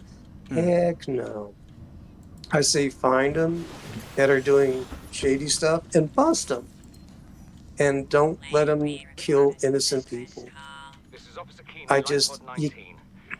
The captain is gone. so I I'm have like of assumed two command. minds. It's The like last thing the captain did was give me coordinates my for dry heart lab. almost hurts right We'll now. regroup 1.5 kilometers Yeah, it southwest of does the because crash site. Stay I together and good luck. I don't know what I'm This talking message about will now on end. like the grand scale. It's Coordinating just coordinates all corrupted. anecdotal Transmission experience in my origin life. coordinates Mm. downloaded. And Signal location uploaded to if it's an PDA. evil war machine, even if it is, I don't know how you could take it apart without having hordes of orcs take over. Yes. I mean, and Yes. you already have an open border. I met people from China, nice people. They came to a worship gig. Was I forget his name? He was like Bob. He showed me pictures on his iPhone how he came up through South America, Yep. like through the jungle, like through three countries, and Yep. wound up in Indiana. Yep. And he's one of the nice guys. Yep. And there's okay, that doesn't sound like a good thing. Nope. It's not a good thing, All right, but it so is a here we real are thing. again. Right. So this is bad when me and you are agreeing. You know what I mean? Like Why when is we that both bad? go, no. When we both go, uh-oh. Yeah. Like, what was that noise? Did you ever remember the series? It was Serenity Firefly?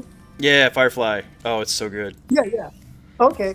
Remember when they would go, part of the intro and outro was like at the outro, they'd be taking off and then it'd be all kumbaya at the end. And all of a sudden you hear like part of the ship go kaplunk and he goes, what was that sound?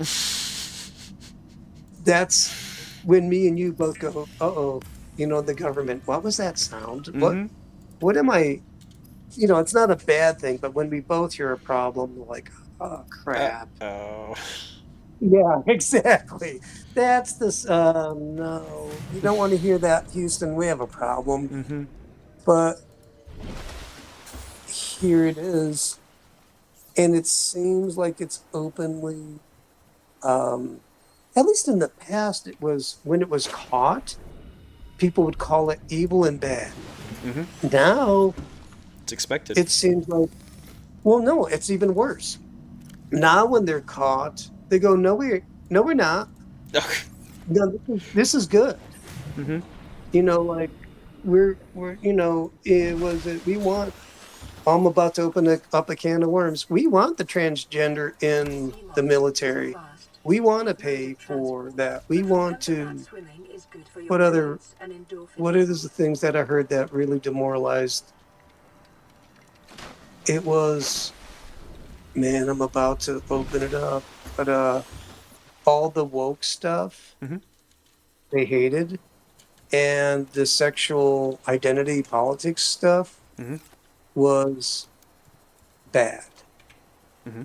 Just and so that's my stance. And I, I mean, and I'm hearing these are guys that were in combat. These aren't just people who kind of have an opinion. They're like, no, that was a mess. Yep. Okay, so, and I don't know. I wish.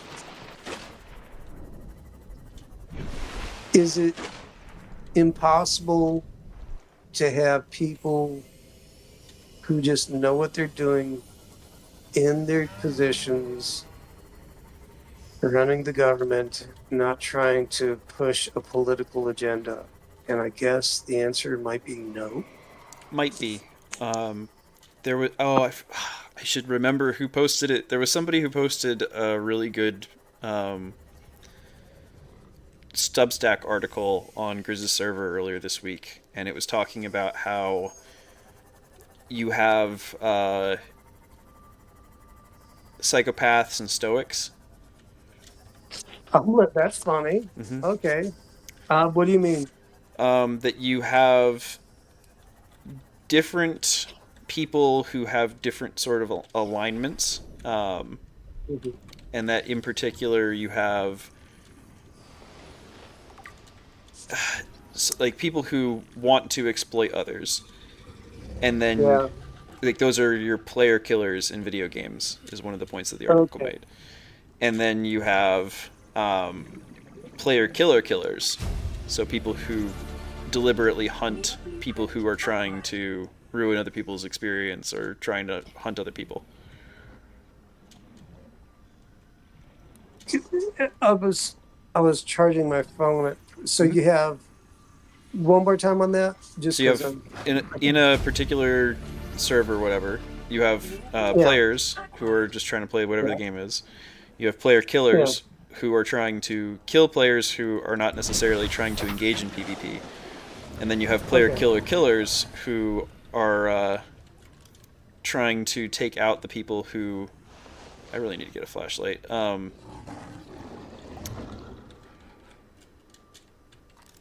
Sorry, player killers who are trying to hunt the hunters.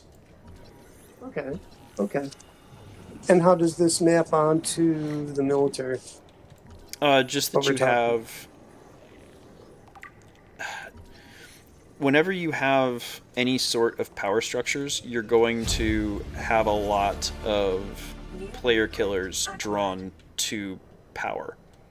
Like that's just how it Yeah. functions. And so the question is, how do you also incentivize Acquired. the player killers to want to seek power as well? And then how do you teach people how do you teach people to become stoics? How do you teach them to become the player killer? Print acquired. And it's not Stoics going to are be for killer. everybody, but for the people who are willing and able to do that, how do you find them and how do you train them without? Acquired. Is that your Jocko Wilkes and the other guys I don't that think are? so. Print acquired. I don't think Okay. Jocko is No, one of I'm them. just checking. Well, I don't know. I can you get? Is there an example of one, or what Um, would? I don't. I don't know. Like that's part of the problem is I don't really trust anybody who's out and like in positions of power and authority right now. Like they seem like they are all player killers to me. I don't see So what really does that? anybody. Mm-hmm. Good. Oh, you don't see any. Okay, that's interesting. Like I've met people. See, in my past, I've met people who I think were, um, but they weren't. They were working within the government in positions of power, but they were more white collar Mm-hmm. analysts. Just Yep. um, and you could trust their opinion. At least they were going to try to do the best they could for you and the world Mm-hmm. at the same time. Actually, growing up, that's everybody I knew. Mm-hmm. Well, and I've met God, people man. like that Mhm. in the military and in the government as well. But what I've seen is that that gets filtered out pretty hard. That Oh, the people who like the player killers know what player killers look like, and they deliberately try and get them out. hmm. So Okay, and the player killer, is that the what you want? I'm trying to understand that yes, so character. okay, there's one of the points that I wanted to make in that to or like in my response to that article was that Dark Souls kind of talks about this with their covenants. And Hmm. so what you have is you have there's a whole bunch more to it than just this, but the main two that I kind of like pulled for those examples of the player killer, the psychopath, and the player killer, the stoic, are what's it called? Dark wraiths and dark moon blades. And so the dark wraiths And are trying to invade other people's games and like kill them and take their stuff. And then the dark moon blades basically get bounties for them to go out and go after people who have been doing that. which are the good guys, which are the bad guys, or is it all relative? I mean, the Dark Moon Blades, I wouldn't necessarily call them good guys, but they are agents of vengeance. Okay, okay, gotcha. And just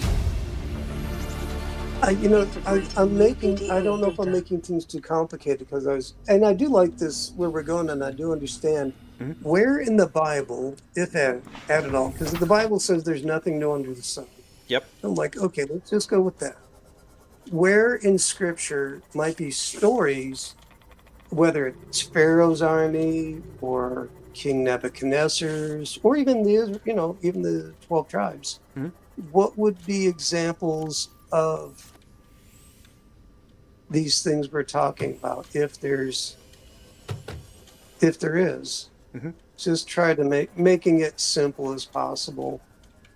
So that's And kind of the hard thing, though, is I don't actually know how reliably you can detect, like from just stories that have been told, mhm, whether someone was a good guy or a bad guy. Because one of the mhm. things about sophisticated bad guys is they make sure to appear as though they are good guys to other good guys and unpolarized people.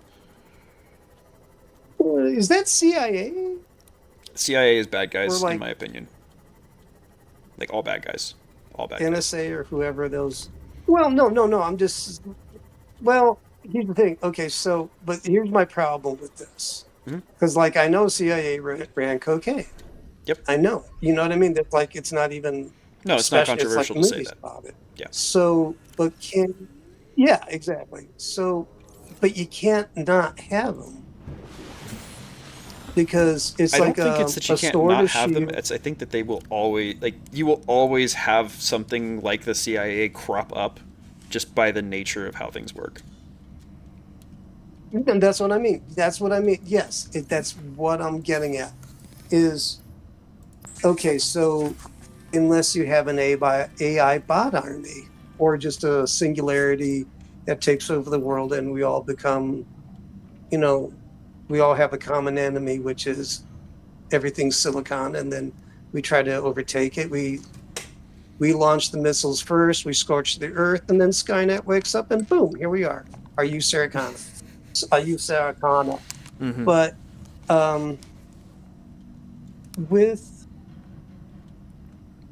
you got it's like because Russia's got the KGB or whatever it is, and that machine, I don't think it ever stopped, even when Boris Yeltsin, I think that's what it was when the Iron Curtain came down. I mean, it might have slowed down a touch, but it's always been in play. Mm-hmm. Might have even been a little more dangerous, to be honest with you. Well, unless you You like know, kill all of the people that were involved in some of that stuff, you're not going to actually get rid of it. It's still going to be there. okay, It's still going to be present. okay, so it's like cancer. If you didn't get it all, it's still there. Yeah. Like It'll those same okay. people with the same motivations are still existing. Like they're gonna want to try and do the exact same stuff again. They're just uh, gonna do it differently so that they don't hopefully don't get caught. right. Okay, so let's say, so what I'm hearing is it'll never stop. Well, If there's people involved. unless the kingdom of heaven comes to earth, kind of a thing. No, yeah, no, I got you there. Okay, totally. But overall, As the earth exists right now, as people exist as they are, it's never gonna stop. correct. So my question is, do you want Jordan Hall on our side or their side? I want Or Jordan can Hall to be on our side, and I pray that he is, and I've seen some green yeah, flags to that effect. yeah. So, Now this is where I'm gonna go woo. mhm. Um, and I'm gonna use my uh I don't my years of experience. I don't know what you call that. It's am I appealing to my own authority or my own, and I Sure, understand there's limitations I'm to good it. with that. Okay, cool. I, dude, I know when something's shady or when it's not. Ooh, did I tell you about this? All relates to Jordan Hall.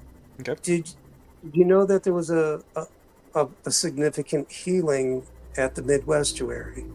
Did I tell No, you about that? I don't think you did. No. Um, dude, and it does involve Jordan Hall. Okay. Um, okay, so this is going to be a little bit of a long story, but it's going to land on Jordan Hall, and it's for a green light. At the end of this story is a green light, okay? Okay. So there's this guy named, and I'm saying names because I'm like, it's the end of the night. I don't think anyone's going to be listening. I'm not trying to drop names just to drop names. Mhm. And I don't want to embarrass anybody, but this is stuff all on video. So it's not like secret stuff. Mhm. So there's this guy named Zach Parsons. Yep. Um, man, I don't want to be careful because I will be careful of some personal stuff for him. Mhm. So long story short is I know that Zach became an atheist because he pretty much said he was on Okay. one of his videos. Then um, I see him do an interview with Jordan Hall, and he's kind of talking about his atheism and whatnot. And they're getting along pretty good. Mhm. And, Zach seems like an all right guy, but I'm like, oh, he said he tried in his imagination to put on atheism for a little while, Mhm. and he put it on and Diversity in it this stuck. region is That's how unusual. he Cause described it. unknown. Mhm. So time pass, and I go to the Northwestuary in Chicago, Integrating and new PDA data. when everybody's coming in, I see this wheelchair come in. Now, anybody with a cane, a cast, a crutch, or a sling, they get my attention. It's like I'm like a beagle chasing a rabbit. Like I'm sizing them up. Like, can I pray for them? Mhm. Is this the right time? Mhm. And I spot the wheelchair, and I see it's Zach. Oh. Yeah. Okay. So now he doesn't know that I know. And dude, I felt like I had a target lock on him. Like I knew what I was going to do. Okay. And and I'm not trying, dude, I'm going to just give it to you honest. I'm like, the moment I locked eyes, I'm like, he's an atheist. I'm like, God, you're going to get him. Like, I know you. I know you got it. I'm like, this is a setup. And I felt kind of a little bit nervous, but I'm like, no, I'm doing this. So I went up to him like I didn't know him. And I said, excuse me, sir. Mhm. Uh, I see, I'm like, what happened? What's going on here? And he goes, he had this big old, what was it? It was his left ankle. It was dark blue, swollen. It was like, that ugly black and blue that you get Mhm. after you do something pretty bad. Like, it's not just a little twist or a sprain. It's like, navy blue or whatever, Yep. so it's all around that. And he said that, well, basically, I'm like, can I pray for you? I think he said he tried to jump over a fence and he just didn't land right. It was earlier that day. And I'm like, can I pray for you? And he looked at me with a little bit of shock and endearment. He's like, yeah. And I'm like, so I got down on one knee. I'm like, can I pray for you? I put my hand on the ankle and yeah, he's like, yeah, fine, no problem. And I'm in my mind, I'm like, God, now I know he's an atheist. And I know he's an atheist. I'm like, and I know you want him. And so I'm like, I do a nice, simple, in the name of Jesus, pain leave, be whole, nothing crazy. And I just got up and I looked at him. I said, thanks for letting me pray. And to be honest, he was very genuine. He's like, thank you, like really touched. I'm like, all right, that was cool. So that was in the morning, maybe 9-ish or something like that. And later on in the day, there's this lunch line. And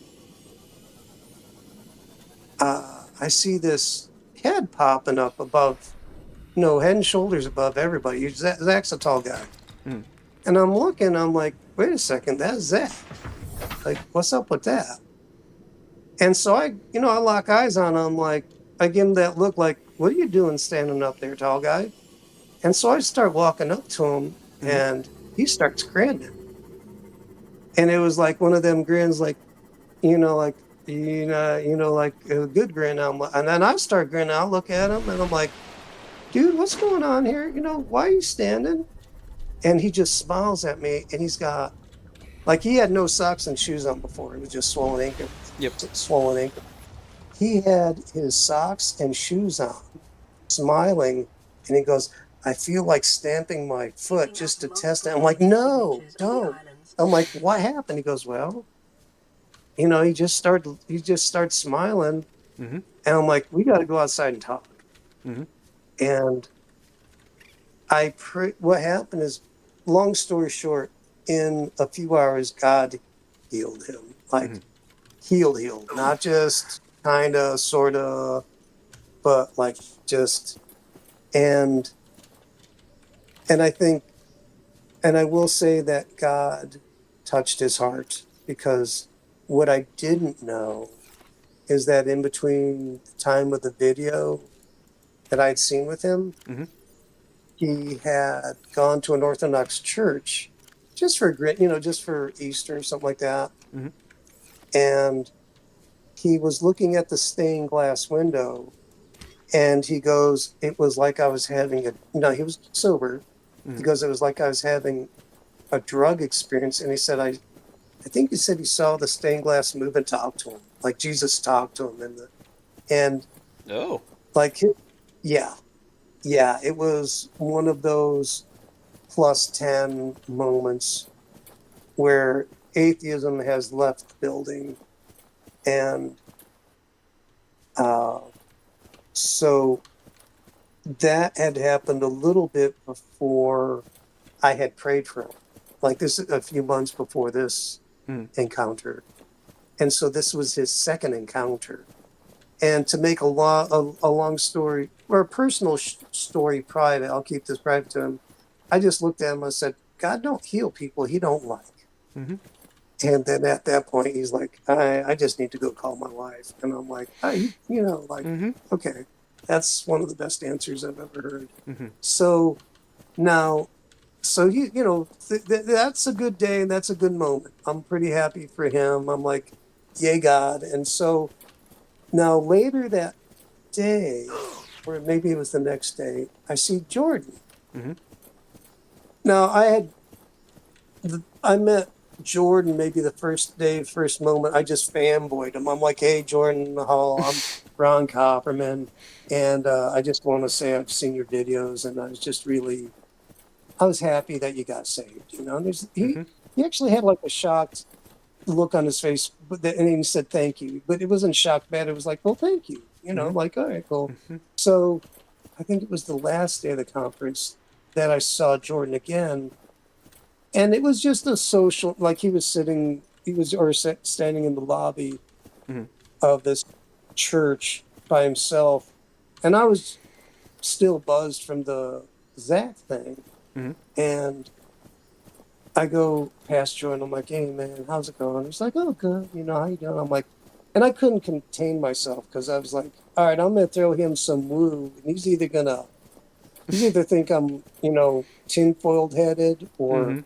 wingnut or see what happens." So I talk about the healing. I go, "Yeah, I prayed for this guy, and he got healed." And I'm like, "Yeah, God." And this guy's name's Zach, and he was struggling, with atheism. Mhm. And Jordan goes, "Zach?" And I'm like, "Yeah." And he goes, "Me and him," and then he starts laughing, but a good laugh. Mhm. Like an inside joke just got told to him.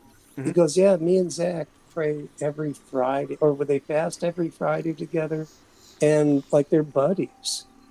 Huh. And yeah, yeah. Okay. And the way Jordan responded to Zach getting healed, New blueprint like he acquired. was all about it. He enjoyed it. He got the joke that God was doing. And then we started talking about spiritual issues. Because, and this is what really swayed me a lot, because I'm like, we were in the lunch line and kind of blending moments together. But one of the lunch lines, it was very New long, and I got to blueprint talk to him for a acquired. while. And we're talking about transformation of heart. And I'm listening to him, and I'm like, he's either really shining me on or it really happened to him. And then I asked him, "How can I, end of the conversation?" I'm like, "How can I pray for you?" And he stops and he kind of dials down and he goes, um, "I am part of a body back home. And when part of a New body blueprint hurts, acquired. I hurt because we're one body." He goes, "I have a friend whose wife Integrating is going through a ETA data. profound demonic attack. Mhm. And if you would pray for her to be free so that they can both be healed, I would really New appreciate blueprint that." acquired. And I'm like, "Dude, you got it." But the way he said it, it was really uh, concern for his buddy. I'm like, he wasn't about himself. And Mhm.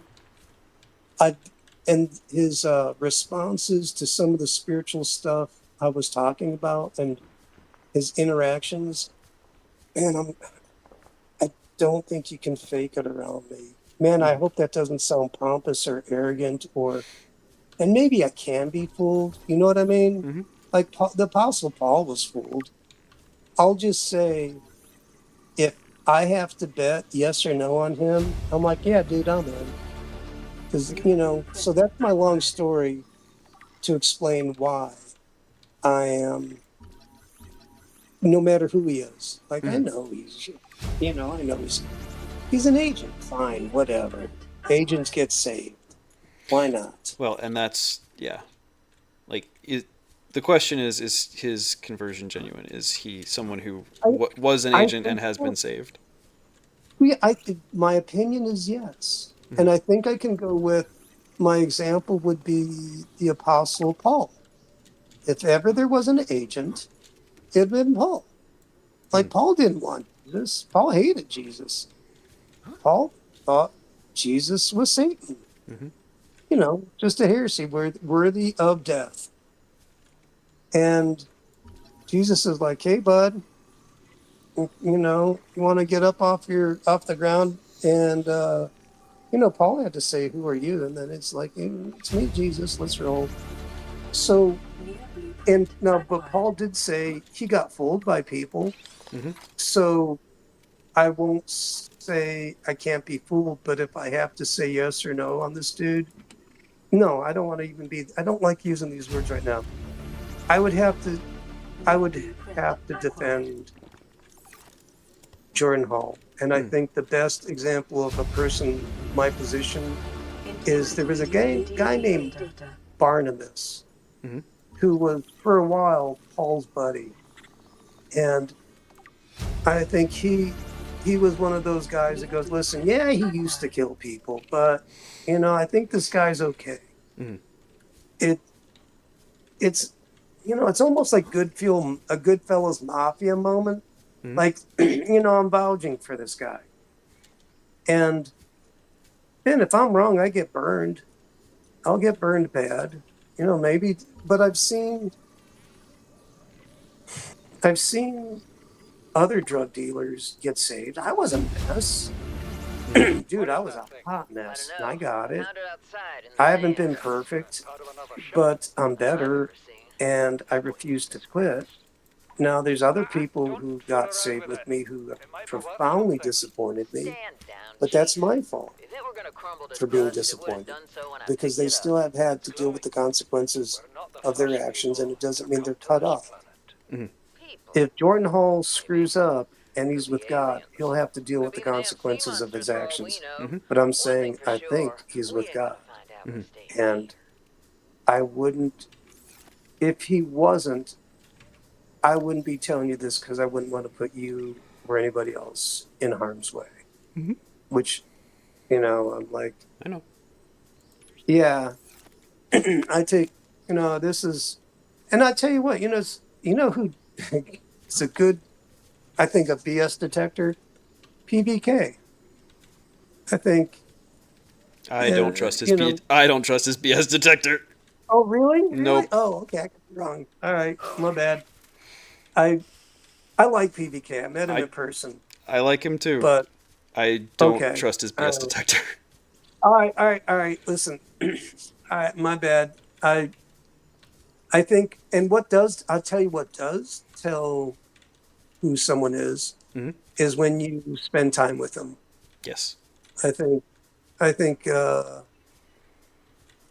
yeah, that's reasonable. You got to see them in a variety of seasons. Like, you got to see them when they get hurt. How do they act? Yep. How do they act under pressure? How do they act when someone betrays them?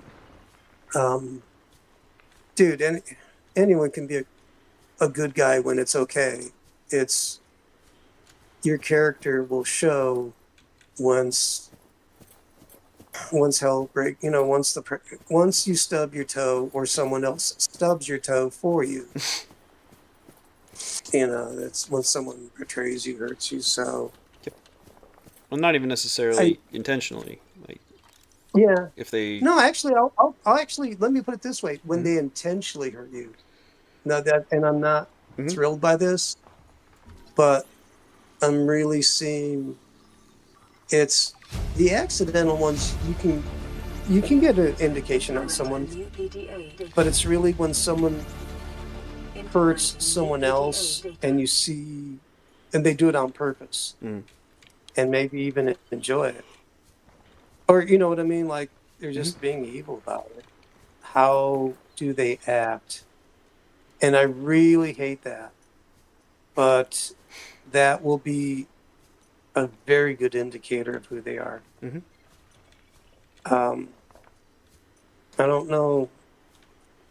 I think because it's happened to me.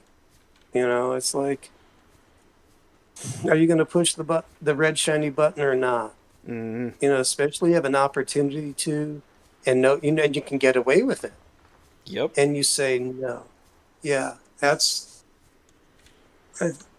I think, that's actually the moment of free will.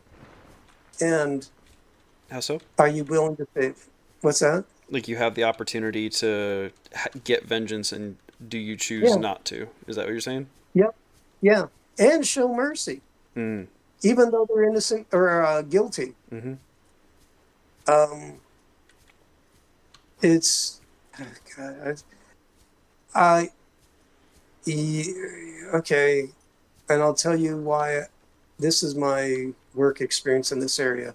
Mm-hmm. Buckle up. It's a quick one, but it's a little bumpy. Okay. Well, not quite a year ago, I thought my mom was about to pass away.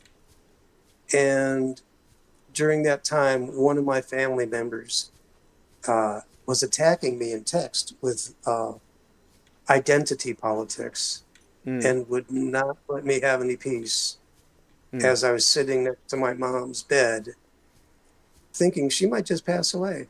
And at that moment, I felt it in my heart. It was like a knife getting pressed. I was like, I was either going to get angry or bitter or really mean it. Father, forgive my family member. They don't know any better. And I'm like, it's there. To me, there was like no choice because I've already experienced bitterness Yep. that causes the demonic. I'm like, oh no, no, no, no. I can't do that again. I know You know what it's happens. You know how that story yep, ends. pretty Welcome much. aboard, Captain. And I don't, you know, it's interesting. Just the other day, during the morning, like, I wasn't trying to be holy or anything or praying or anything. Like, I had gotten betrayed. I was hanging out at a Catholic church, not Catholic. There's a lot of good people out there. There was a prayer room that was open. And long story short, I got betrayed by a priest. Mm-hmm. Basically, I got booted out without any kind of recourse. And I was pretty hurt by it. And I thought I'd forgiven this priest. And then just the other day, I woke up and within my heart, there was actually, it was a very tangible experience throughout my whole body. I felt the Holy Spirit. This is going to sound odd, but I felt the Holy Spirit talk to me. It's that in between space between waking and sleep. And I actually felt the presence of God saying, forgive Father so and so. And the moment I heard that voice and felt it, Mm-hmm. I actually received the forgiveness to forgive him. And it felt and feels so good to forgive. Um, Well, and it's just making sure mhm, we're on the same page. When you say forgive, you mean to let go of resentment, not yeah, to yeah, actually have consilience with that person. yeah, correct. Okay. Right, right. Yeah, correct. Yeah, you nailed it. I mean, and to be honest, if I saw them and they said hello to me, I wouldn't. I know in my heart I would be. If they wanted to say I'm sorry, I'd be like, yeah, okay, cool. And if they said I'm glad I did it, I'd be like, okay, that's on you. You know, or not even that. I'd be like, whatever. Mm. You know, that's not me. I'm not carrying that bitterness anymore. Yeah. Uh, and so when I meet people like Jordan Hall, I'm like, whatever your past is, if I can forgive drug dealers and crazy people What or kind of a man myself, would I be if I couldn't forgive you too? exactly, Yeah. very much. And you maybe who knows? And I'm not saying okay. This is a funny thing.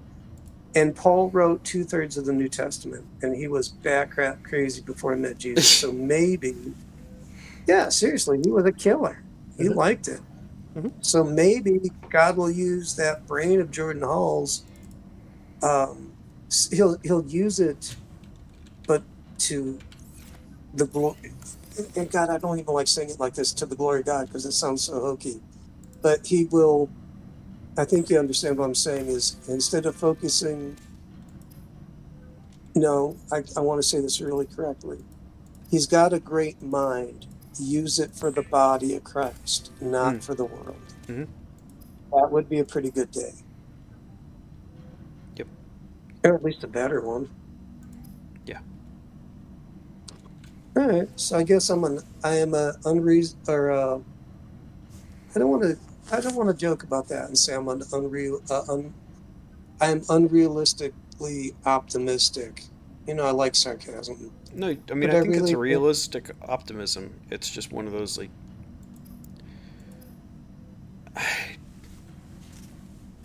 I've just been messed up by mhm, things so much mhm. that it's just like it's hard for Yeah. me to have faith in reality again. So I don't Well, Mhm. like I'm gonna like I think Paul Vanderklay is too trusting. I probably am not anywhere close to trusting enough, and so it's one of I, those like if you're but somewhere in the middle of that, you're I probably hear okay. you. Well, here's the thing. I think it's a good balance because Mm. now I like your untrustingness, and I'll tell you why. Because Okay. it and here's the thing. Like when I went to church, when I first, I had my contact moment with God and all that, Hmm. I got saved. Oh, we were like the Partridge Family from hell. Okay. It was hilarious. I was the hippie. My friend Jennifer was the ex-acid dealer. Okay. Her and her husband, they're not doing that anymore, a long time ago. Mm. Then there was Gino, the biker enforcer, who's come to faith. And then there was Christian. Christian was an LA gangster who uh, he was selling ecstasy or something, and he was finally stopping. And we were all just stopping our crazy, and we're all going to church. Now, the moment we all walked into church, he looked at one guy who was it was the pastor's daughter's husband. Looked at him, and with a look of just about to stay of disdain, said, "That guy's shady." Hmm. And but it was like when a dog's hackles get raised, Yep. like he's bad. Like and I'm like, Christian, why you coming at this dude? Like, what's up with that? And everyone else was getting this like radar blip on this dude, and I was not. Hmm. Turns out he was messing with the teenage girls. Nice. And yeah, Really nice. so yeah, exactly. Now, what I'm realizing in a group of friends, you want someone to be incredibly open, Hmm. and then you want someone to be incredibly not open, and Mm. then a mix within there, so that if you have enough watchmen on the tower that have a variety of temperaments, Hmm. you probably have a better chance of surviving. So when you say I've I've I don't trust a lot, I'm like, well, maybe you ought not to. Hmm. You know what I mean? But it hurts my heart even to say that because I don't want to feed into your negative. Well, not your negativity. It's more your suspicion. Hmm. But I'm not saying don't Detecting massive energy ever signatures. allow yourself Cannot identify. to not feel and think what you're feeling Hmm. because I don't want to be the guy saying, "Oh yeah, it's all good," and then hell blow up, Hmm. and come through the castle, the gates down. I'm like, what? I thought they were my friend, Hmm. and No, you it's like, learn if you are somebody who, because it's not just like having it's not just being more doubting. It's not just like having that intuition about things. It's that there have been a number of experiences that you've had where you saw something that other people did not see. mhm, And it's one of right, those like there yeah, comes a point where it's like, okay, I can't ignore the fact that I'm seeing thing like that like mhm, I see this thing and nobody else sees yeah, it and then something happens, right? Like, I yeah. can't it's irresponsible for Okay. me to Grounded. ignore that. Now that's what I'm talking about. That's exactly it. Um, then don't ignore it. Hmm. You know what I mean? I just gave you a big speech of kumbaya, Hmm. and I will in the Indicate same this breath say, structure is dude, composed of a metal alloy with I know unprecedented you, integrity. No match and is found if with you got a stability. problem, I'm Making the listening. structure Hmm. You know what I mean? dangerous. Like that's I think what it is I'm willing to Unknown walk language. into Attempting translation. that environment, and I'm like, all right, let's see what happens. Hmm. It has, now that we talk about this, in my Analysis of the past, I patterns was on the wall in cannot ministry with a obtain because buddy who their was a purpose is ex drug sensitive or dealer, and functional. And when we went into the youth jail to talk to the kids, we were gangbuster. Mm-hmm. For a couple of years. It was really Unknown we did a lot of language. good. Attempting translation.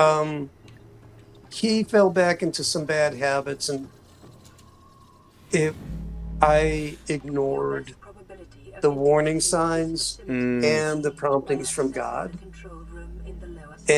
and I suffered because of it. Mm-hmm. Because and so at least for Jordan, with my incredibly superficial, limited encounters with him, I'm like, for what I've seen and from what I'm putting together, Mm-hmm. I have a lot of hope. Yep. And yeah, and I think maybe yeah, okay, I can live with that. And, um, until you're proven otherwise, I guess you're kind of like in quarantine or um, a watchful eye. But Mm-hmm. it's, yeah, if you're picking up stuff like transformations take Well, time. I'm not picking With up anything negative from Jordan Hall, by the way. Like oh, I interacted with him briefly, and like it's not that I'm picking up directly negative vibes from him. The mhm. concern that I have is that I don't trust my own self. Like I have missed things before. Yeah, dude. You And guess so what? We if all I've do. missed things before and there are like Mhm. some warning signs about this, right? Not one like I'm not getting like a blip on the radar like you were saying before. But it's not something that I'm willing to just be like, "Oh, well, I'm not getting anything, so that clearly everything's fine." It's like, "No, no, no, no. No, okay. We don't assume that ever." Right.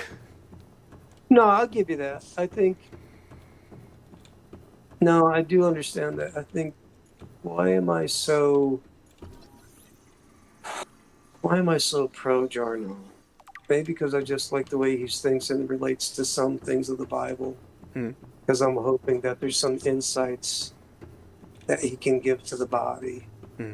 and maybe even Scans me. indicate the Like I'm doing facility's better in control my life, room but lies beyond when I this blew door. up because of my buddy, because I ignored God, Hmm. that like it really damaged me for a long time. Hmm. But I also learned some valuable lessons. And the most valuable lesson I've ever learned is forgiveness. If I only teach one thing to, within my circle, it's like just forgive. Hmm. And I think number two is know that you're beloved by God. Just deal with it. Control panel. That way if Broadcasting a people hurt message. you Translation error. habitually, Warning. you're like, Infected whatever, individuals may I not forgive receive them. I'm equipment. loved. Hmm. This planet You is know, under it quarantine. might not make it easy, but it won't be as bad as it could be, Hmm. Translation especially being error. bitter for thinking that you're rejected. Downloading summary Yep. to databank. And yeah, I think so.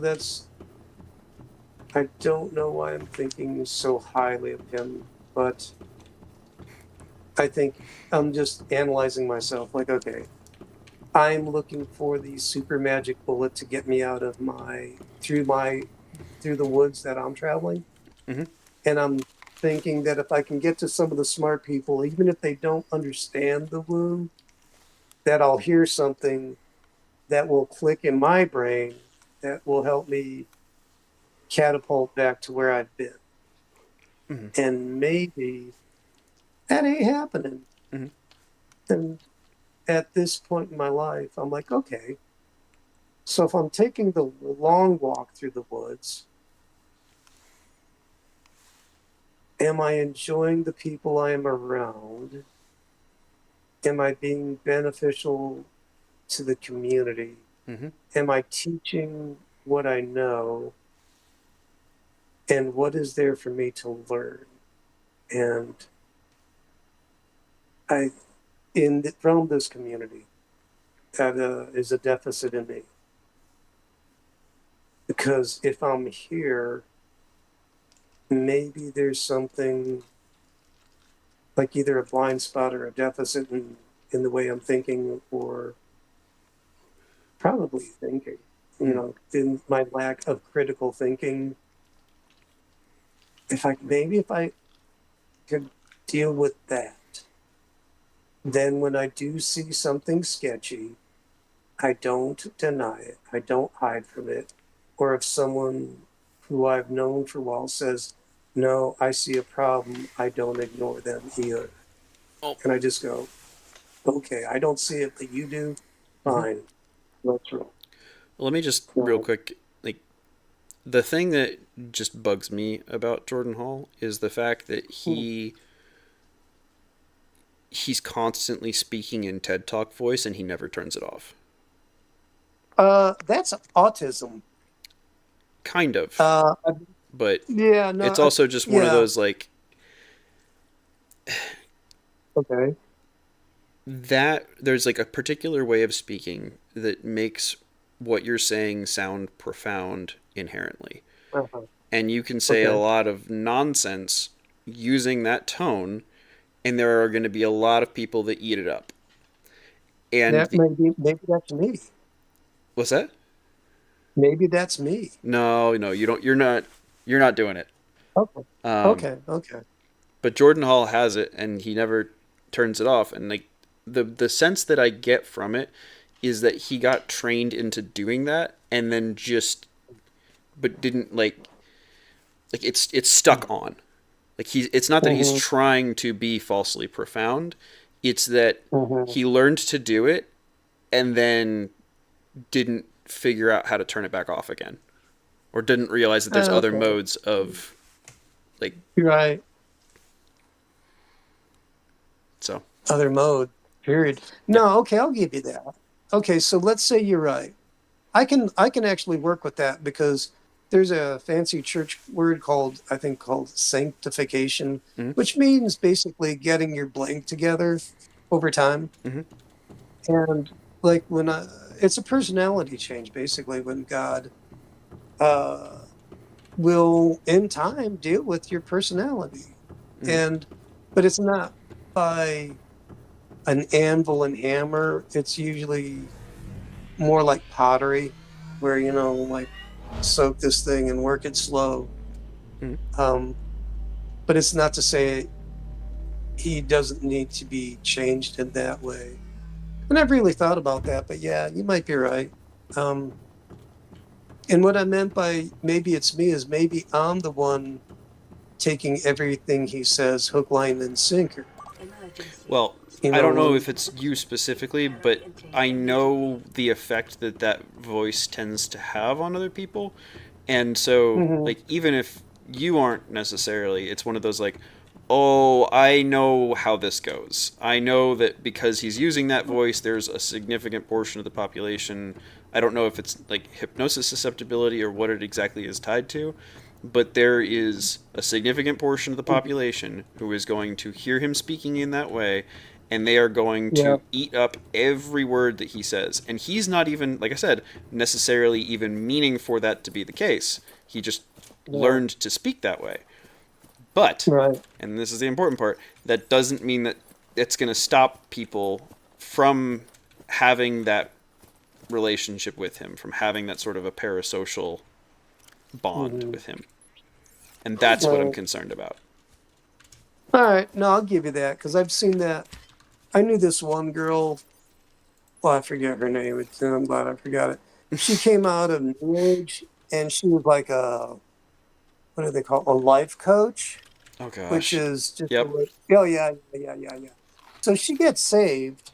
Like she's maybe a couple months saved, and I have her on the House of Woo with me and Mark, Mm-hmm. and Vital signs she starts stabilizing. talking with this air of confidence. Mm-hmm. I was pretty amazed to be honest with you. And I'm thinking, she is so full of BS. She is a brand new Christian charging money Mm-hmm. to be a Christian life coach now. I'm like, Mm-hmm. we okay, this is bad. So, but it was that way of LARP hard, talking. grift She harder. had, yeah, she like there was seriously like I even feel I actually had deleted the video once I got done Yep. with it interviewing her. I So, think I was I popped in on that one and yeah.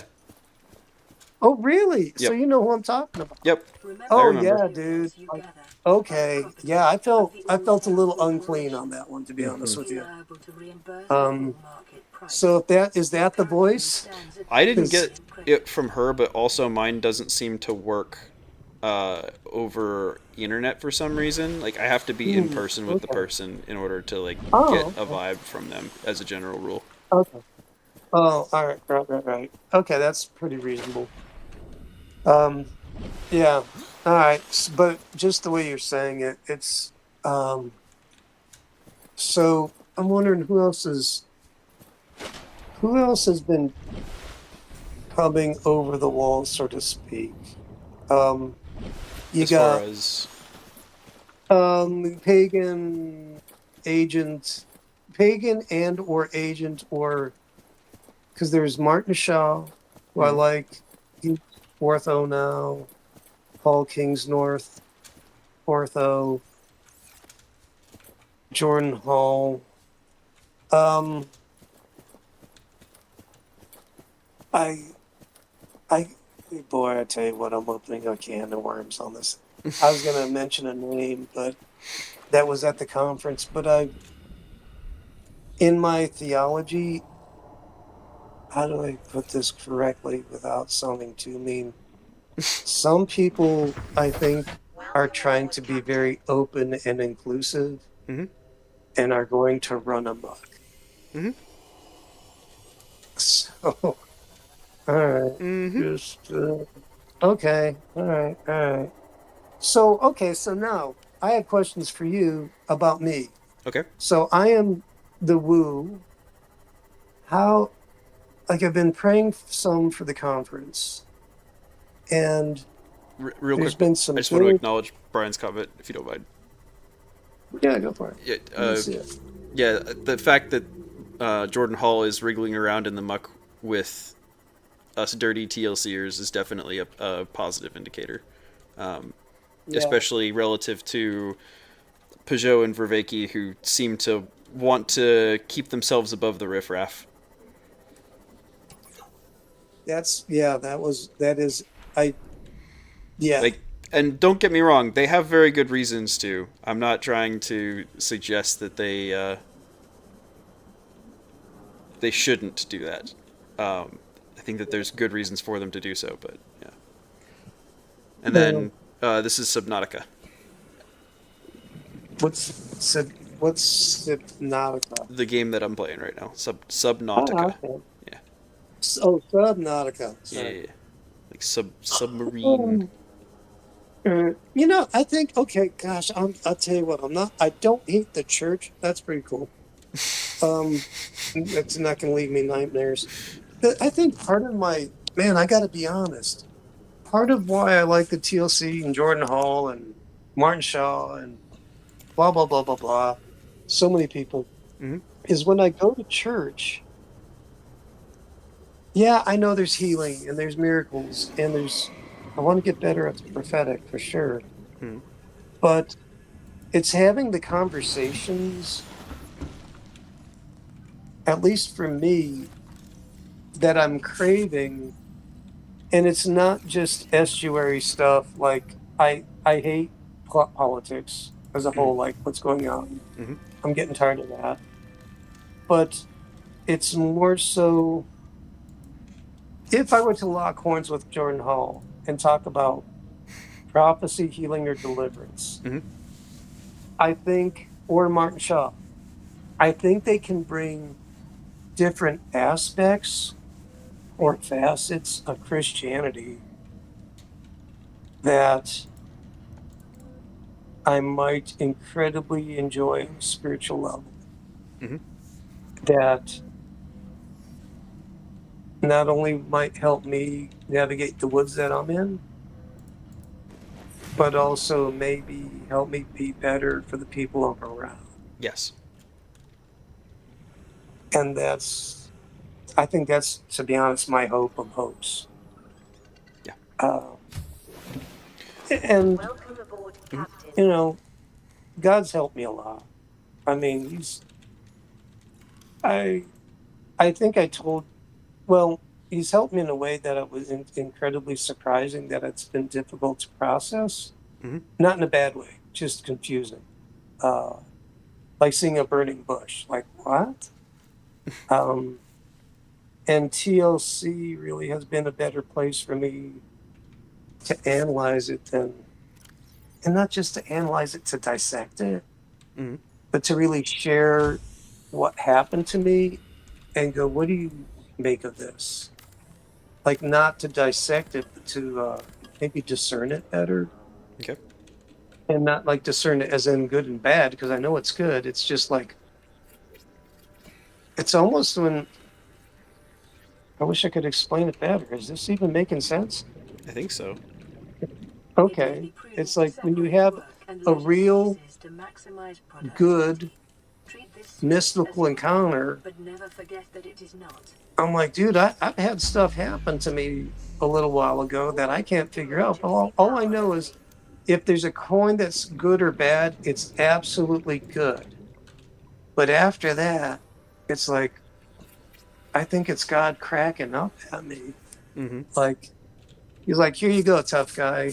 Or not tough guy, but like, like the guy who thinks he has it figured out, and then all of a sudden God goes, well, watch this.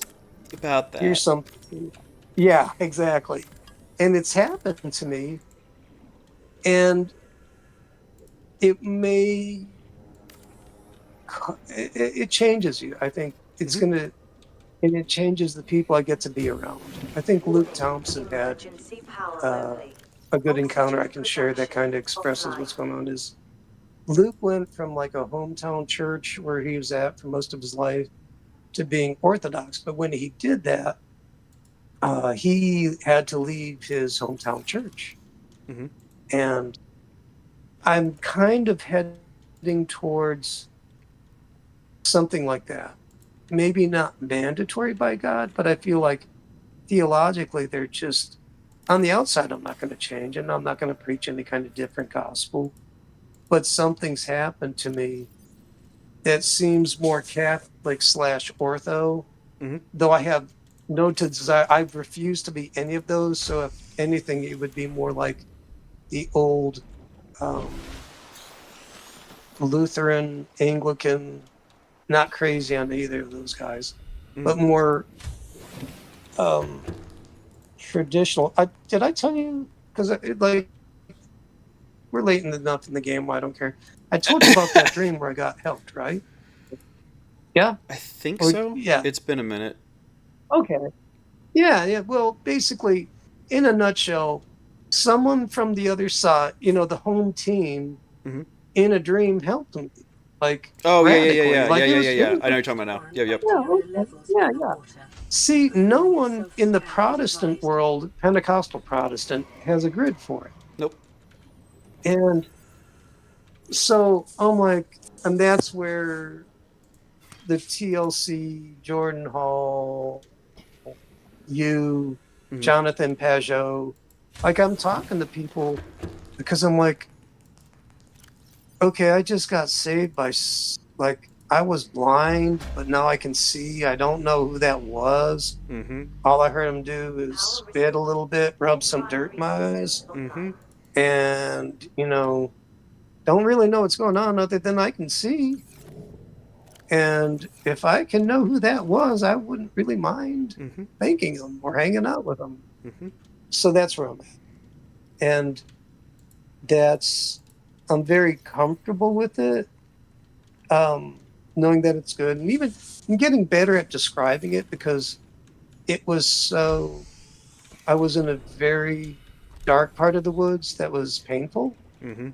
And coming out of it uh, was like having a splinter removed. Like, wait a second, somebody just helped me a lot. More than just a And I splinter, I'd can't. say. Yeah, I know. I know. Yeah. I'm trying to do that. What is that? Downplay it, Yeah, pretty or much. maybe not downplay, But but yeah. what's the word when you under, Under it's promise, like over a, deliver. no, no, no, no, no. It was, it's almost better when they like, when someone's being, you almost fall off the edge of a cliff, Mm. and they say, "What happened?" What they do for you? You just look at them and you can't explain it, and you go, "Well, they kind of helped me They kind a lot." just a little bit. Like, yeah, they just helped me a little bit. Like it's understatement. Oh, that's it. It's ultimate Understatement. Yep. understatement. Yeah, that's it. So that's all I got, really. The value of it, the only way I can express it is by the understatement. Mm-hmm. Like, okay, I was in a little bit of a rough spot. Just a No, little bit of a no. rough spot. Life Yeah, falling yeah, apart. No big deal. right. Exactly. And now it's not. So I and it was funny is it was Neil who actually helped me on that one. He was like a throwaway jump shot like comment. He goes, and he meant it, and it really did help. He goes, I described it to him. He goes, well, why don't you just rest in the mystery? I'm like, huh, that's very Catholic of you. I think I'm going to take that. Mm-hmm. I actually really, I appreciate that comment to this day. This has been a while ago. Mm-hmm. And it's So, funny, but maybe oh, good. a question from Brian is: do you have other people involved in your church decisions? And he's in a neat and weird spot as a dirty end cap hyper individualist, where his choices are limited to the places that his wife is willing to go. That was a beautiful description. Can you say that again? A dirty end cap hyper individualist. Wow, that's impressive. I kind of like that. I'm look. I just turned on my screen. Mm-hmm. Okay, I'm in a neat and a weird spot as a damn dirty and cap hyper individuals. My choices are limited to choice. Um, well, do you have wait? Do you have other people involved in your church decisions? Mm-hmm. What I don't Like understand he's what that saying means. that like his wife is involved in his church decision. That's what he started. I think is like, do you also Oh, have something like that? no, I don't. No, I don't. But I've been in the same church pretty much stopped maybe for 20 years. Mm-hmm. Like I've known, they're like extended family, and I I haven't felt any need as of yet to go anywhere.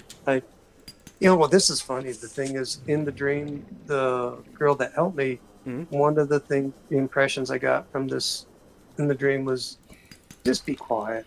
Mm-hmm. Not like shut up, but just You mm, don't need to tell everyone in your church about the experience that you had. You can just keep yeah, it to yourself. yeah. Like I'm comfortable with you and a few others. It's just yeah, that's it. Mm-hmm. But it's so weird for me, I Mm-hmm. guess, and I think maybe I just need to deal with it and keep my mouth shut and just I'm not betraying anybody or I'm not doctrinally, I'm not being shady towards God or other people in the body if I do. Yeah. Well, It's I don't think God wants you to deny the reality of your own experiences. Like that's the thing that I think it right. really comes back to is Mm-hmm. wait, is that I like really that. like Yeah. would that really be doing God justice if you No, actually, it'd be offending them. yes. It'd be demeaning. Yeah, I like that. I like that. I know what the moment you said that it was so simple and crystal clear and like a duh moment. Like, yeah, Mm-hmm. but to be honest, I think that's what I have been doing. I mean, and that's maybe what I've been Denying your own avoiding. reality or what do you mean? No, no, no. I mean,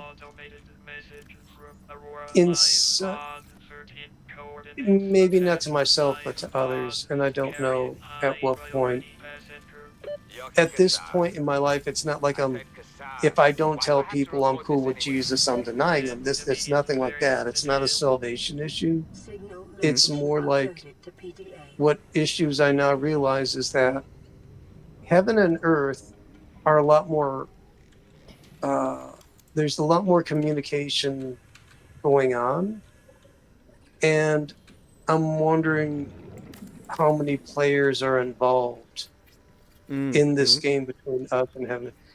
And yeah, that's it. Okay. It's I know, yeah, which I don't. Everyone's cool with Jesus, and if you say angels, that's cool.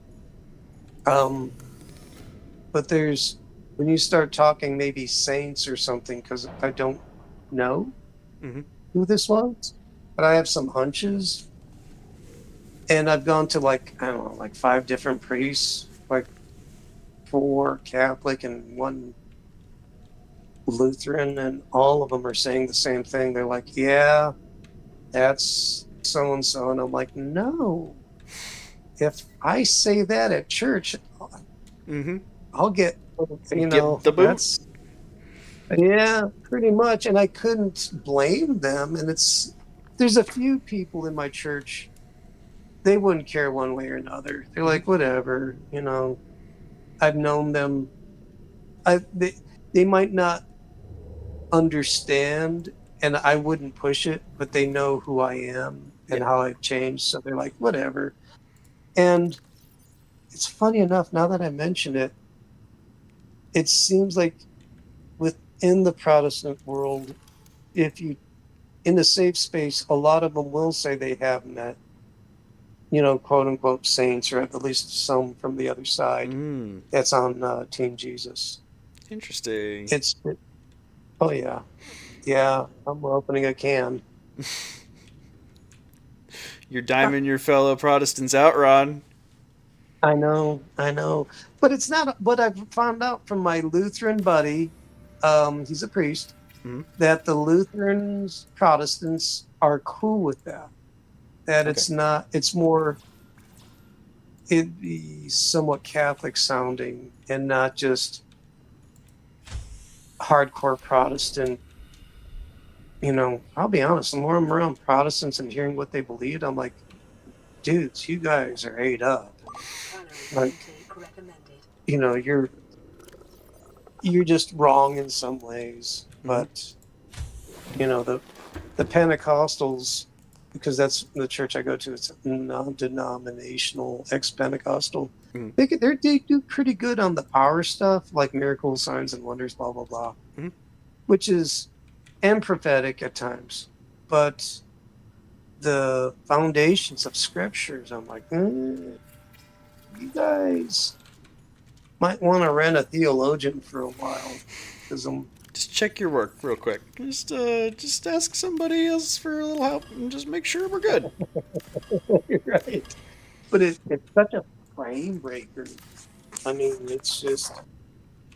I think I think my frame got broke, and uh, or my story got rewrote, and that broke my frame. Mm-hmm. So I guess Episcopalian, yeah, kind of like Catholic life. Mm-hmm. And by the way, I met Brian, I think College Station at Midwest Jerry. Brian, we met. We talked a little bit, didn't we? It was good talking with you. It was. I hope it. Say yes or no, Brian, if you can. Blink twice. But yeah, blink twice. Right, once for yes, twice for no. But anyhow, yeah, I believe I talked with him. It was a good Mm-hmm. time.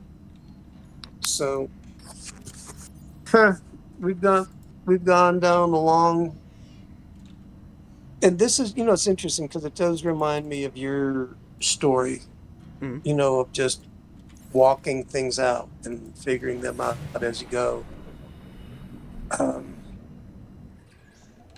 it's what I would what I want to do is I want to stick with it's funny, this dream that I had and the experience of it, it's incredibly peaceful and loving and healing. And I guess the question is, why would I ever want to deny anything like that? And it even and very affirming to Jesus. So yeah, it's probably just Yeah, okay, Brian, we did speak. Yeah, it was a good time. So, yeah, and it's going back to your question because I saw like um if you since you're if you're married, it is a well, man, all right, here's the deal.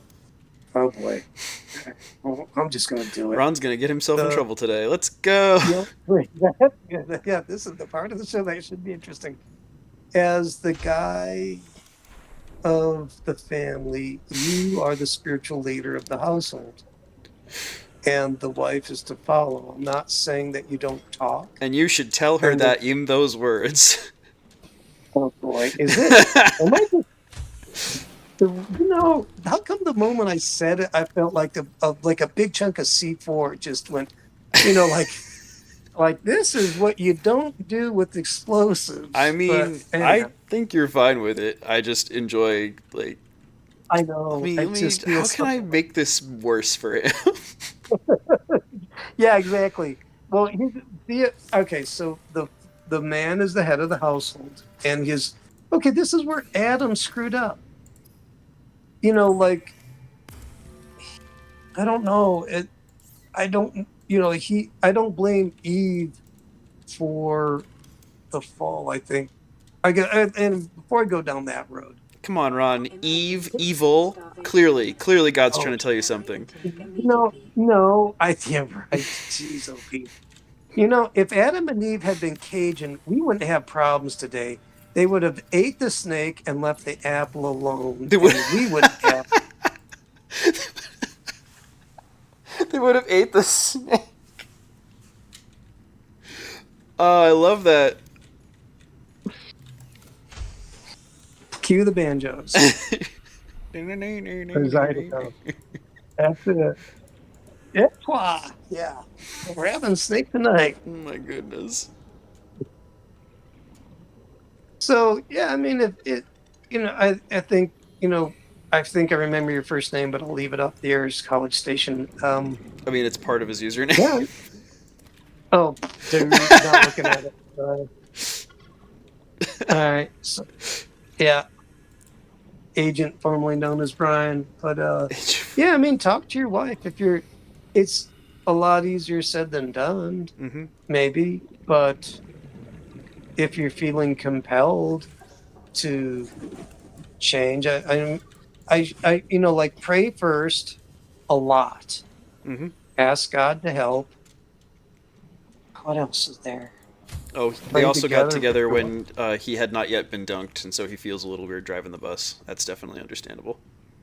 Wait, let me read that. I have my phone off. Give me a second. Mhm. Um, okay, wait. I was there. I think we spoke. Yeah, so many different people, kind of a blur. Okay. Oh yeah. When we got together, I hadn't been dunked. I don't feel quite right. Okay. Well, I'll tell you what. I understand that statement, and there Vital might signs be something stabilizing. to it. If you're, because I don't know anything about your spiritual anything. So hypothetically, if you're a new Christian and your wife is solid, for a while, you might want to, it's okay to take the lead from her. But in time, you develop your walk with God and trust it. And even,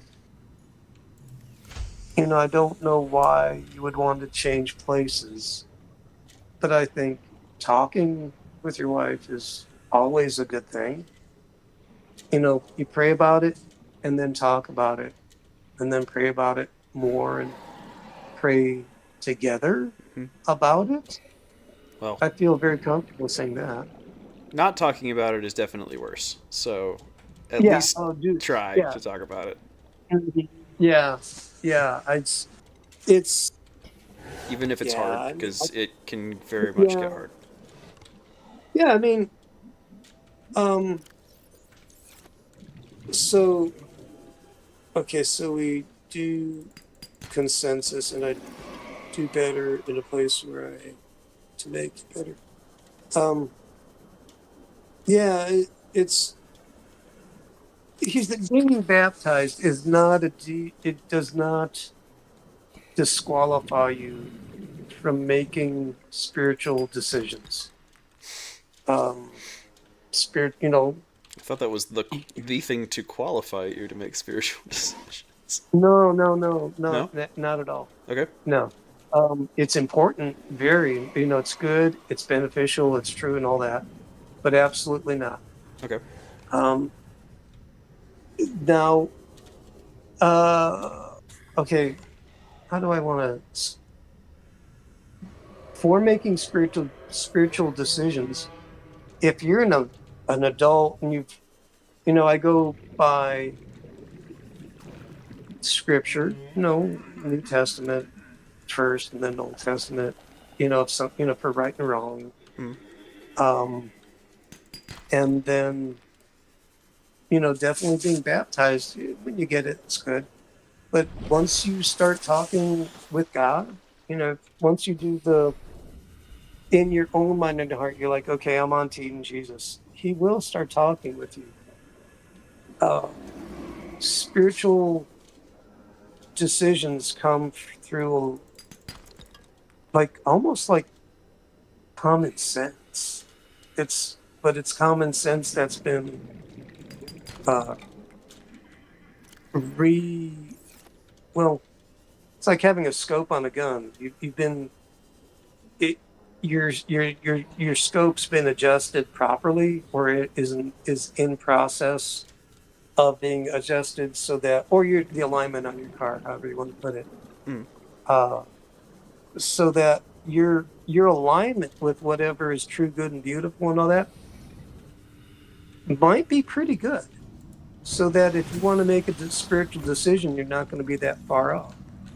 And the moment you This say is Sunbeam. kind You of know yes to Aurora. God in We're your from a heart, little trans it on the far side of Andromeda, you and we have a saying there. can really There's no develop bad the without the ability good, to no understand and know good God without the pretty bad. quick. Sounds like I you tasted a bunch of the former. there's no That only It's like means you're overdue plants. a There's so whole lot of the many latter. Just varieties speaking for and it. different We're growth scanning rates. for It's that hard for part. me to In judge touch when without we find it. Sunbeam out. knowing someone. So you're allowed to make decisions. But it's just that because you are married, I would suggest, you can be the leader, but um, do it in and with and through the love of God. Hmm.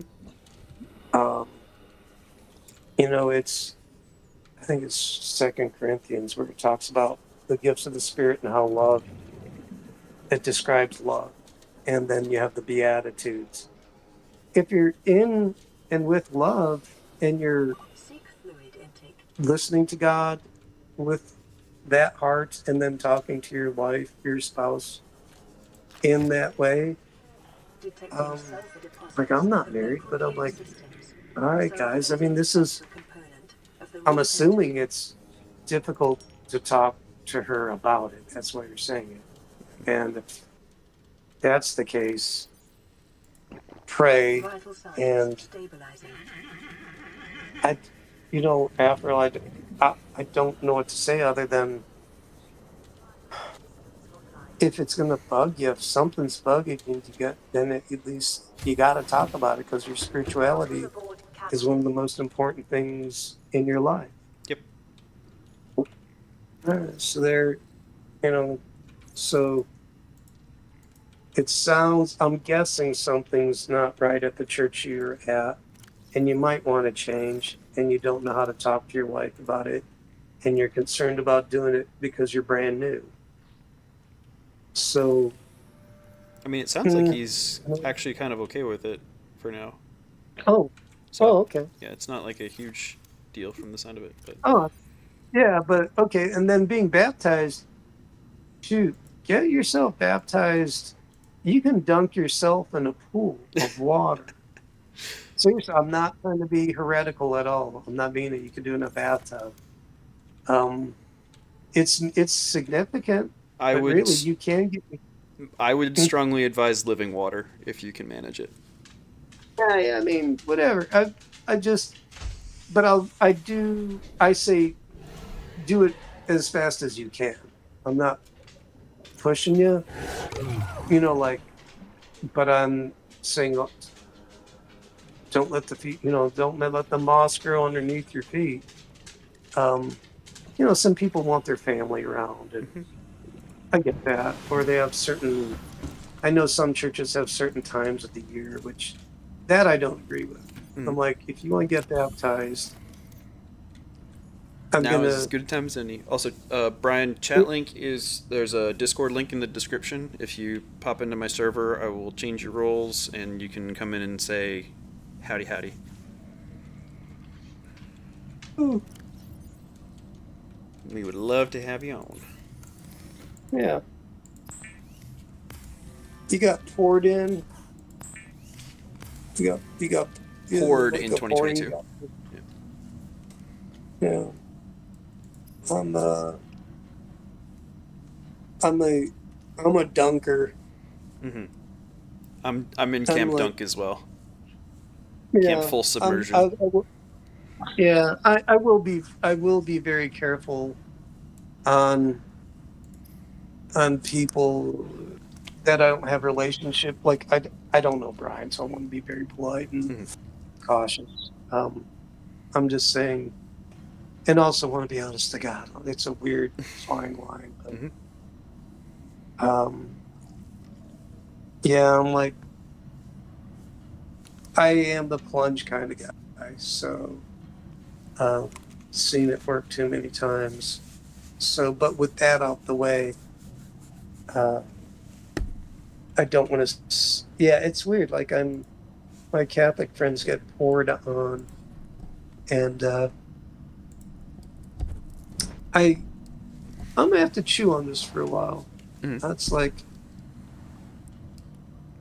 I will rely on the mercy of God. Uh, if that's what happened to them and that's what they're comfortable with, Hmm. then it's um, I'm not going to be love of God and love of neighbor. I'll be like, all right, God, you work this out. I'm Hmm. gonna. I'm not in the position. My current pastor is like he's pretty militant. Like you got to be dunked in the name of Jesus, and it's not the name of the Father, Son, Holy Ghost. And I'm like, oh golly, all right. I need to go smoke a joint. I'm out of here. You mind if I say something a little spicy? All right, try to. All right, let It's me. not super spicy, but it is a little spicy. Lord, gee, go for it. Okay. Let's see what happens. I think that a lot of religious practice in a lot of Christian Mhm. churches is just cargo cult behavior.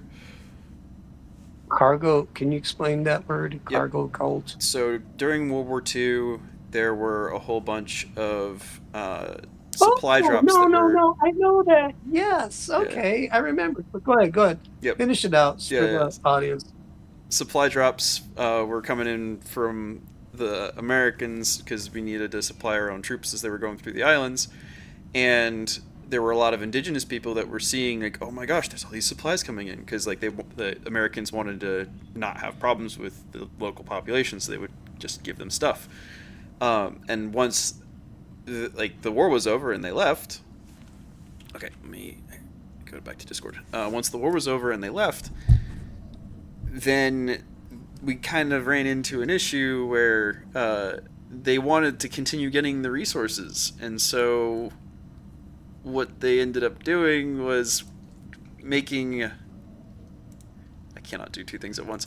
They ended up making like straw hatch satellite or like dishes and Mm. airplanes and control towers because they were trying to There.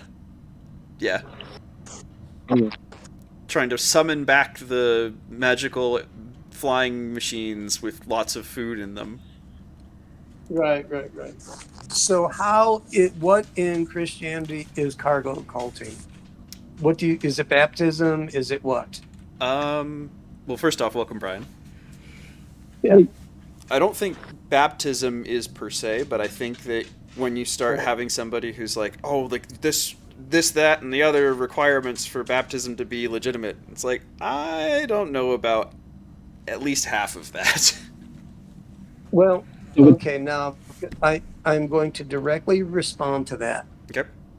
All right. You might be right.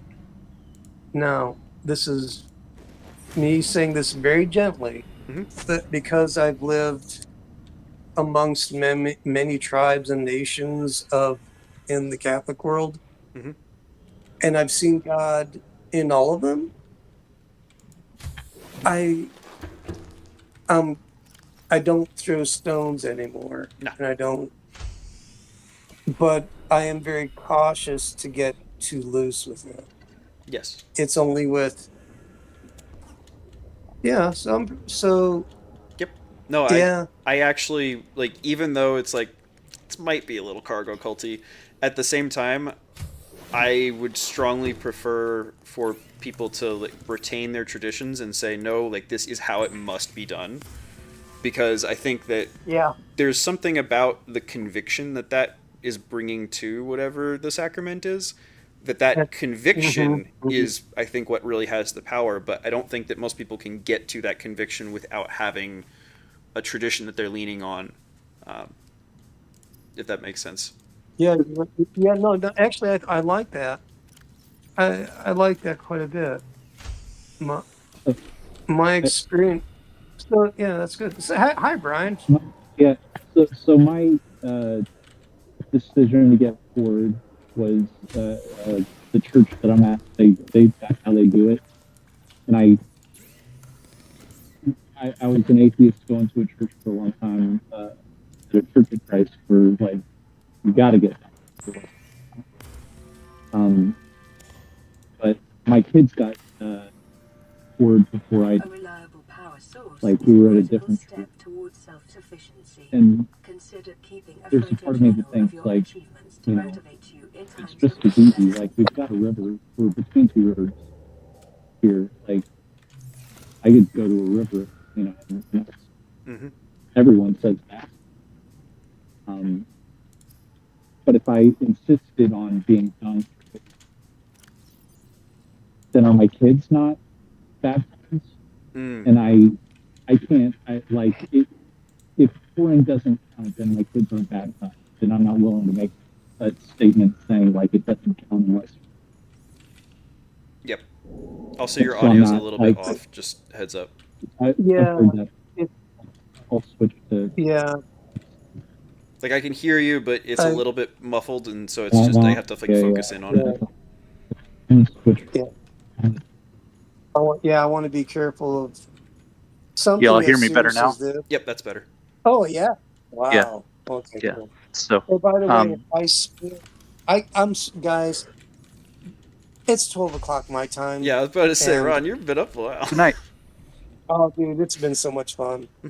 As But always. before I go, I'll be like, Brian, it is good hearing you again, dude. Yep. No, it's wonderful. I like the physically being near each other, and it makes the internet so much better. Mm-hmm. Knowing Hmm. that Yeah. there's people behind the voices and Real human yeah, beings. It's crazy. real human Well, I'll beings. tell you what. I'm not going to leave this one undone. So, if I could, from what I understand, okay, so you were poured baptism, and so was Yep. your children. Yep. And your concern is if it wasn't valid for you, is it? Oh, I- then it's If not valid for your children. if I'm gonna make a big stink about it not being valid unless I'm dunked, Hmm. then I have to get into a whole like thing with my kids and like Hmm. if pouring doesn't count, Then what does? then what? Yeah. Then like do I have to get them redone and who knows? Like we're surrounded by people who are into believers' baptisms and that kind of thing. They may well get dunked again because their first one didn't count or something. Well, Um, okay. Now, if I may, because I am going to go to bed here in a little bit, and I'm not an expert, but I will mhm. say this, and this is strictly off grid. but I don't care. Um, I I think it is the intent of your heart that when you had the water poured on your head, that you were as the best as you understood and completely trying to be obedient and fulfilling the scripture. I believe God meets people like Afra was talking about in your convictions and your faith. And And he got me think, before that mhm, happened.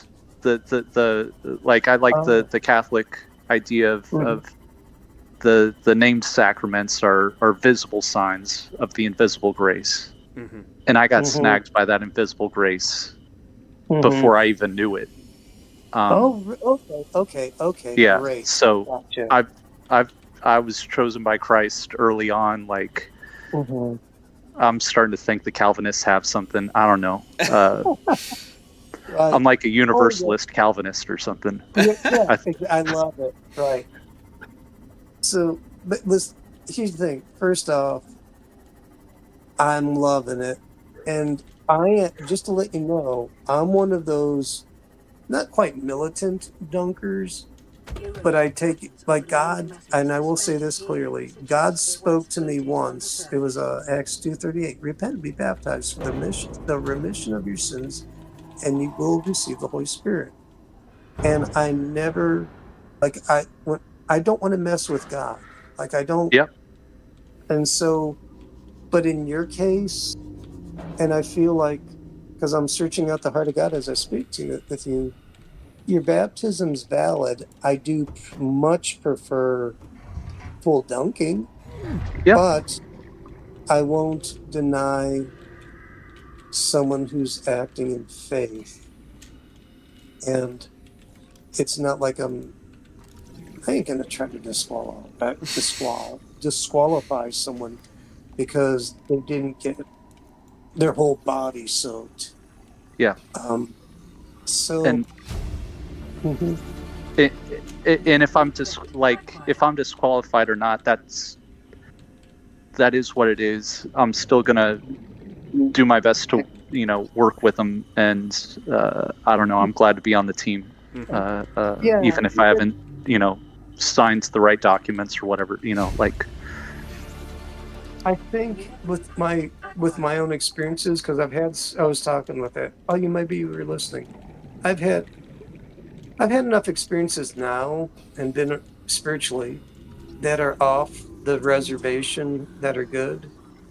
That makes me realize every denomination I really like and every denomination I really think is limited, and that anyone denomination that thinks they've got it perfect, I'm like, oh, buddy, good for you, but I feel sorry for you. Mm-hmm. uh, I'm So, I'm glad there's all kinds of different brands. I feel like we need them mhm, all, Mm-hmm. yeah, yeah, you're if right. only to get all of us. Yeah, and this is the first time I've ever really agreed with dunking, or I'm sorry, the pouring. Yeah. But really, I'll be honest with you, Brian. I feel it within my heart in a good way. Yeah, it's a field goal. It's a win. Mm-hmm. And I mean that. I don't. I think when Jesus said "be baptized," it is it is the word plunged to be baptized. The Yeah. translation, but it's also the willingness because I'd rather have a willing heart that maybe executes it kind of not exactly the way I think it should be, rather than someone who looks technically perfect and gets absolutely nothing out of it. Mm-hmm. Yeah. And So, and mhm, and doing it poured allowed me to do it in my church, surrounded by the people who are going to mhm, help me be Christian and that kind of mhm, thing. And I think that's an important part of it too. mhm, I yeah, mean, and if I had my druthers, if they had Like if it were an outdoor, if it were COVID time and it was like, oh, we have to do it outdoors anyway, like we would have brought the horse trough and I would have been dunked. But Oh, cool. Right. Yeah. but I wasn't going to make a big stink about it and be like, oh, it doesn't count, because I'm not going to tell them that. No. I know. Yeah. This was the heresy. Yeah. As we've been talking, I just had a really funny idea come into my head of like, you die and you go to the pearly gates and St. Peter greets you and he's like, hey, welcome, you're going to get into heaven, but before you do, we got to have you sign some of this paperwork first, because there was some stuff that you didn't have that was just, it wasn't quite right. Right. It's a release form. It's a release. Yeah. Heaven release forms. Like, you did it all right, but technically we gotta just, there's some paperwork we gotta take care of. Yeah, not a problem. Yeah.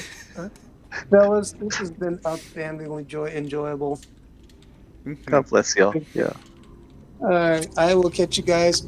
Cause trouble and don't get caught. Sounds good. Yep. Repentantly, and if you do, just get a lawyer, repent. It'll be fine. Call Scott, whatever. No. So, don't swim and drink, and if you do swim and drink, don't do it alone. Yeah. Wow, that's bad. All right. What was that? How did you go there? Don't swim and drink, but if you are... Yep. Don't swim and drink. If you are going to swim and drink, don't swim and drink alone. Oh my gosh. All right. No. That one's bad. Wow. All right. On that note, good night. Good night, Rod. Yeah. But yeah, I'm not. I mean, I'm in the Episcopal Church, and I've got my points of friction or whatever, but I'm not the relationships with thinking about leaving or anything like that. Yeah. But like tomorrow, it's I don't know. I'm kind of like, ideally I'd be talking about my pastor about this, and I'm trying to get a hold of him, but like, we've got our bishop coming in tomorrow for the Diocese of Texas, and like, I don't know, I've got a hairy one about it, but it's like, I don't know, it's a weird one, but I'm not like fixing to leave or anything, but no. But you got questions, and you've got things that are important to you, right? Yeah. And this one, like, and where the Episcopal Church, like, it puts out some statements and stuff, and I'm like, really? And then I've got a thing where I like to talk to leadership people, because they have emails and stuff, and so I do that. And I don't think, with the Episcopal Church, like, I don't think they, to the extent that I poke at the leaders and like, really? They kind of, everything I've gotten back is like, not really. And I'm like, well, then why'd you say it? Because you got to keep up appearances. Got to keep up with the Joneses. Something like that. I don't know. The one that gets me is the stuff with the gender affirming care stuff. Oh gosh. And I'm like, I get wanting to be nice and everything, but like, they say that it's a part of our baptismal covenant. Yeah. No, to advocate for, and I'm like, no. So I'm not on board with that. But if my bishop says it, and and if being a part of the Episcopal Church is, you're supposed to listen to your bishop. Yes, but like, that's what it means. And so if I'm not doing that, like, what am I doing there? Yeah. Well, I don't know. That's and so I want to have a conversation with them, but they're like, come on, we just said a thing. Like, you don't need to take it so seriously. And I'm like, but yes, you do. Yes, but you do. But I should. And if you don't think I should take it seriously, then like, maybe you shouldn't say it. Yep. And maybe I shouldn't be here, or maybe you shouldn't be a bishop, or any other number of. Yeah, and and I think that like maybe my technically, which is super annoying, but at the same time, it might be a thing that needs to happen. Mhm. And so I think my being in the Episcopal Church saying, like almost an I don't know. I've got a buddy that's Catholic, and he's into like the idea of figuring out how to be correctly submissive or whatever to what we're supposed to be submissive to, and I think that's maybe the right way to go, and I don't like I'm hoping that trying to figure out how to do it right, like it'll be good for all of us, and I don't want to tell them that they're doing it wrong, but I want to figure out how to do it right. And if they're like, oh no, you're not doing it wrong, well then you need to change the words of what you said. Yes. I don't know. But they're not going. Well, I don't know. There's a whole We'll see. conspiracy rabbit hole that you could go down with that. But yeah, like there's ways to love people without indulging them their delusions, shall we say? well, and yeah. But it's really hard to talk about that and to convince other people, especially when they have been either brainwashed into believing it themselves or have a very firm understanding that if they are going to contradict that orthodoxy, then they are going to be persona non grata. They are going to be removed from the church, the scapegoat. Mm-hmm. It's like, what do you do if you're stuck in that situation? I don't know. I'm like, I do not go to church. I don't quite consider myself a Christian, even though I have a lot of positive. Do you ever consider going not as a member but just showing up? I did that for a long time. It was kind of great. I don't know. I mean, people weren't jerks about it either. I went to a Church of Christ. They're like notorious for being assholes. And they were actually like, "Oh, you're an atheist, but you they still were want to come awesome. Here? Oh, sure, whatever." Yeah, whatever. Like, and yeah, I talked to the preacher, and I was like, I was trying to figure out, like, wait, am I supposed to be taking communion? And they're very low churchy. Okay. I don't know if you're familiar with Church of Christ. No, not well. I don't know as much about denominations as I probably ought to, but. Not everyone has to nerd out about the same things. True, but it's one of those, if I'm going to be around people who are of different denominations, it's probably like, should maybe know a little bit about it. I mean, for me, it's fun. I have fun learning about them and stuff. But if you're not into it, like, you don't have to be. It's just more, well, I need to watch that one Redeemed Zoomer video that like goes through all the different denominations. I think that would probably be a good starting spot. But like, I was raised another one that I Catholic like is just. I was just gonna say I was raised Catholic and I didn't really have any like interfaith dialogue. I guess like I just didn't interact with a lot of folks outside of that faith. So is your like, are you still around your folks and stuff? Are they still Catholic? Nominally, yes. But not really church attending quite so much. Okay. Yeah. My mom and my dad converted to Catholicism when they were in college. So, for a little context there. Cool. There's a big Catholic community at A&M, Texas A&M, where I'm at, which is kind of funny because it's also, I don't know, when I showed up my first year, my roommate, he was Catholic, or I don't know, he still is Catholic. He got anyway, but he's not my roommate anymore.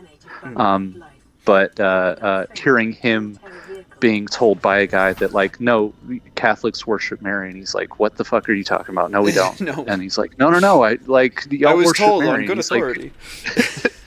It was like, and I was just an outsider saying like, this is the weirdest thing ever. Like, it's like,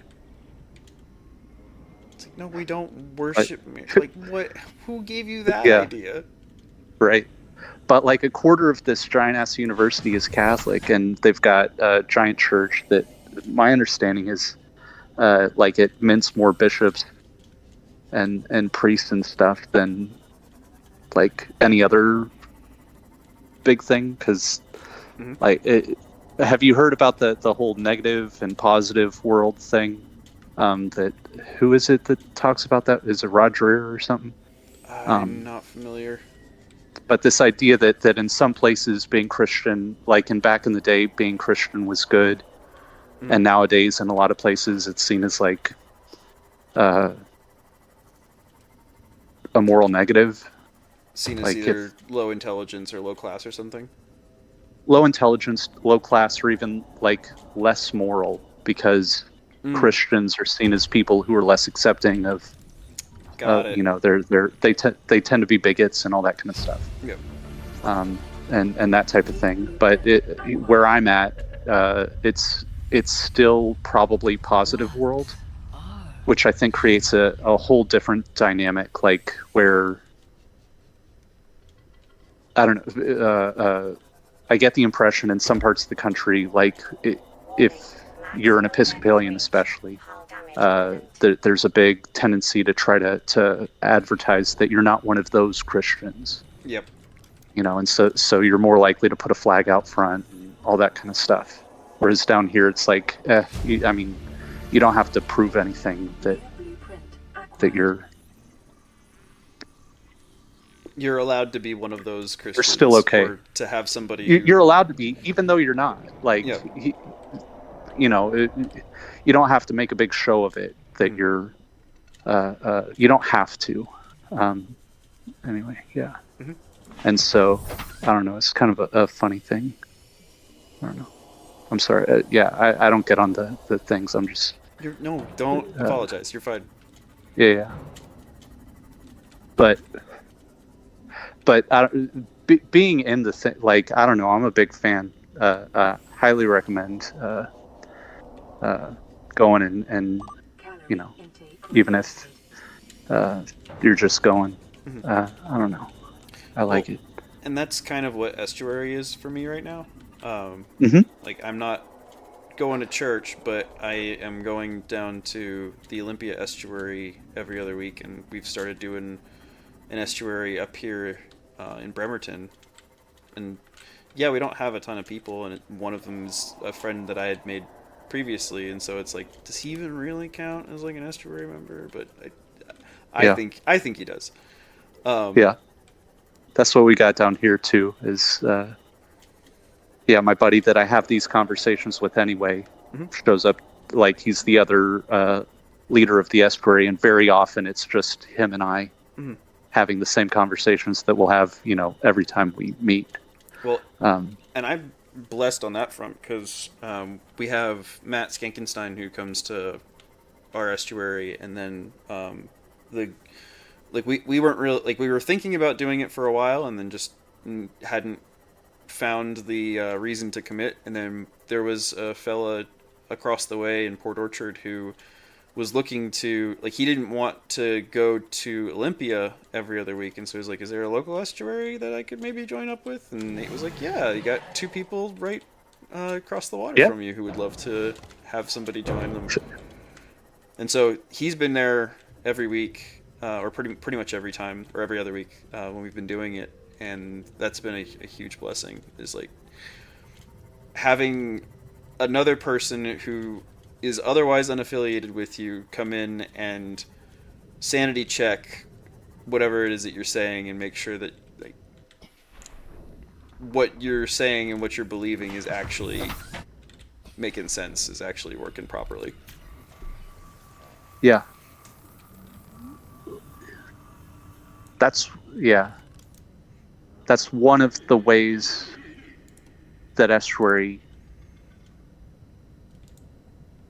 can be a blessing, is to have someone else to hear your nonsense and make sure you like, am I totally off base here? Mm-hmm. Yeah. The other one for me is that I hope it is available for other people, although I haven't had a lot of people bite, but like I get the impression that, or at least in my head, because I've been in this place before, is like not having anybody, like I've got something on my heart and I want to say it. Yep. And not just like be told whether it's crap or not, but I want somebody else to hear it, type thing. Mm-hmm. And just even having someone hear it Vital is signs nice. stabilizing. Mm-hmm. And so Well, we got that going on. especially when they can give good feedback too. Like that's the most fun, is when somebody can That- like riff with you. Yeah, that is great. And yeah, kind of walk side by side through the thought process and everything. Mm-hmm. Yeah, and there's something about that protocol, man, that turns it into a side by side thing rather than an antagonistic thing. Yep. I don't know. I'm still blown away. I don't know if you're familiar with the T-Grog fella. Yep. But for whatever reason, he happened to be in College Station a couple times, and he came to our estuary, and with the intent, I think, of setting us straight and everything. Mm-hmm. Like going there for the purpose of being antagonistic, but the protocol kind of turned it into a more friendly thing. Mm. And so it was real pleasant, and it's funny. I don't know. At least during it, if I'm remembering correctly, didn't he like shit talk you guys afterwards? That was hurtful to me. Like I was, and at that point, since he had gone on online and stuff, he was kind of more interesting, and everybody was real glad to talk to him. And yeah, and he pooped on us, and I was like, I was a little bit miffed that everybody was real happy to talk to him while he pooped on us, and I was like, what the fuck? Yeah. Like that was, It's not that cool, was man. that was. It's not cool. And he didn't even poop on us correctly. Like, No. like he's that's not what I said, man. Yeah. It He was is not funny. someone who's is well connected with reality, from what I can tell. So. Yeah, but it's okay. Like I'm less hurt by it now, but there for a little while, I was a little bit hurt. Yeah. But I don't know. It's really nice to be around people, and I like the talking thing and everything. And it's cool that we use the internet in this way. It's like it's fun to be nice in the comments and to defeating YouTube by talking. YouTube. Defeating YouTube by YouTube. Yeah. Like and make it participatory. Like talking back to the TV and being like legit kind of not alone, not just seeing the friends on friends or whatever and feeling like you have a community, but like to actually Have a chat community. and talk and have a community. Yeah. Like it's real, and it's fun to go to the events and stuff and see like no it's like actually there. When it manifests itself in reality, you can't really ignore it anymore. Like if people are willing to spend a couple $100 to show up in person and meet and hang out with each other, it's like, well, you could say that this isn't really a thing anymore, or you could still try and claim that, but it doesn't really hold water once you've had like I said, people spending a couple $100 just to see each other in person.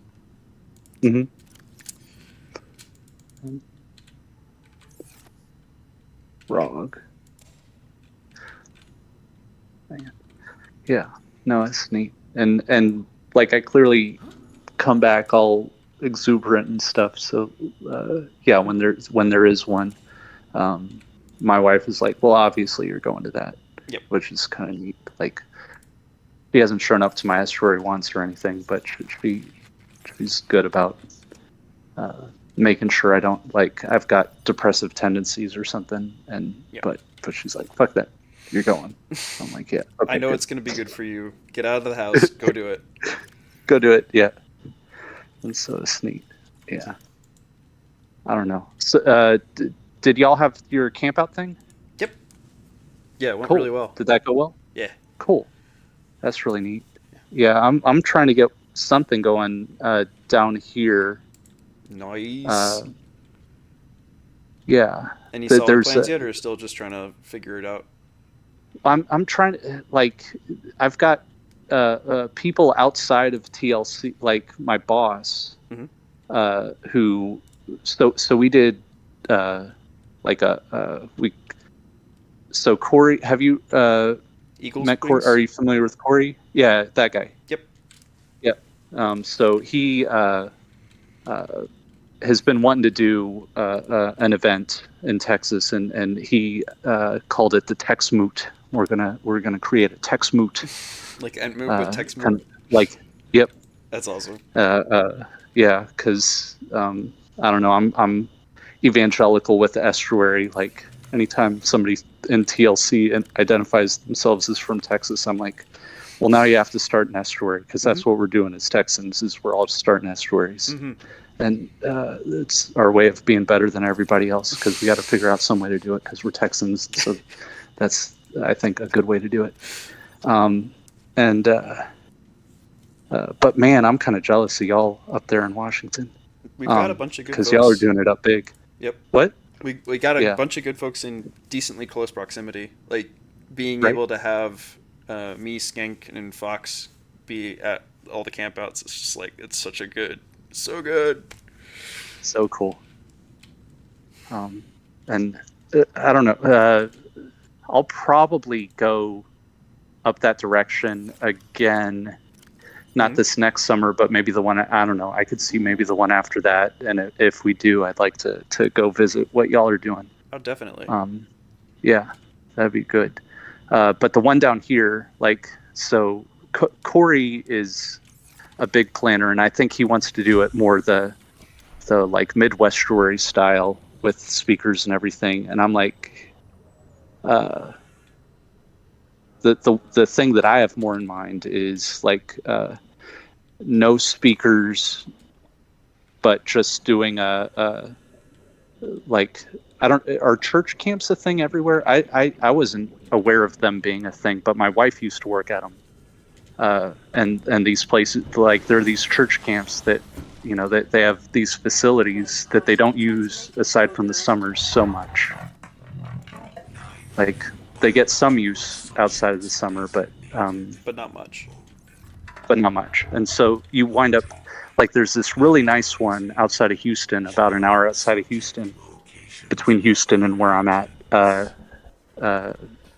And you can rent a campsite for probably about 50 people for $1,000 a night.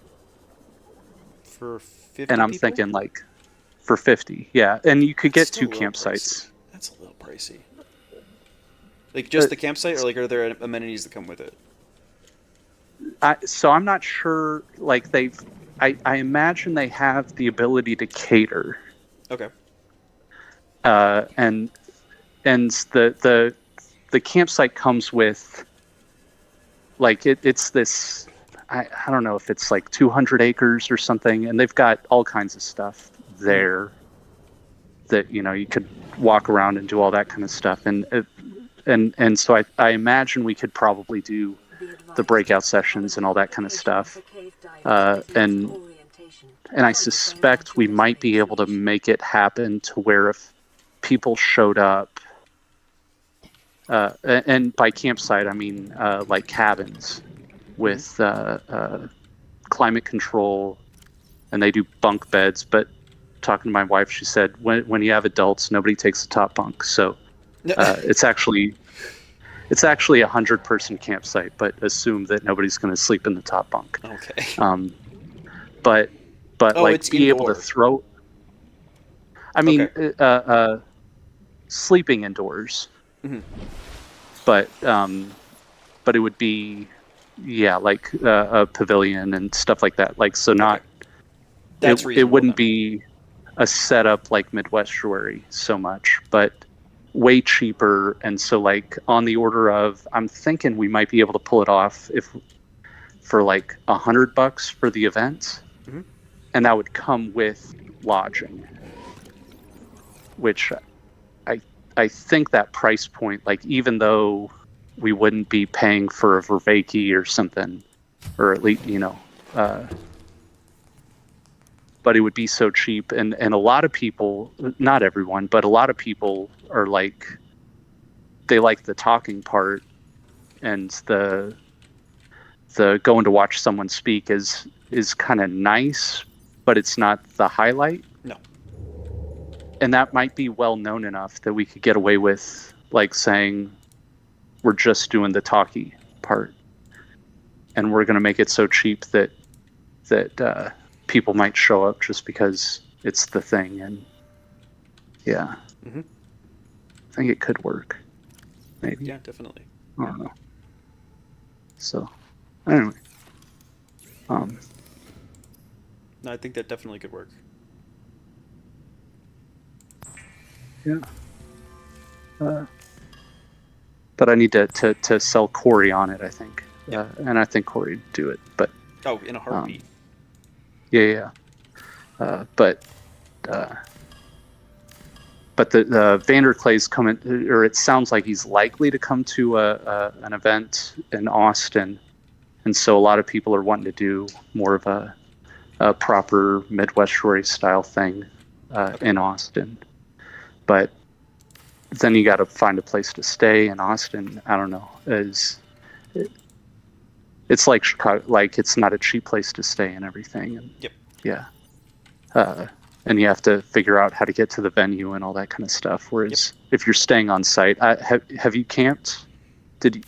Were you at Well, we were there both there at Northwest Northwestuary, yeah. Yeah. Okay. Yeah. And that was really neat. But tents aren't for everybody. No. Yeah. Not. And this other thing, so they've got the cabins and whatnot, but they also have like a 150 hotel rooms or something. And so if people said, I want to have my own bathroom and stuff, like that would be an option, possibly, if they were willing to pay more or something. Okay. Yeah. I don't know. All kinds of options, but man, it's cool. It's cool being able to do stuff. What a crazy world. Like being able to fly and everything. Mm-hmm. Just Right? jump from place to place. Yeah. Right. It's crazy. I don't know. I don't know if it's old enough to where like people that are under 30 haven't seen it, but that one with I think it was Louis C.K. I can't remember who he was talking to, but talking about airplanes and like how you're able to take journeys across the country, that back in the day you did that, and like people would die and stuff. Yep. Trying to get all that way. Yep. And it's And it's just no big deal now. Right.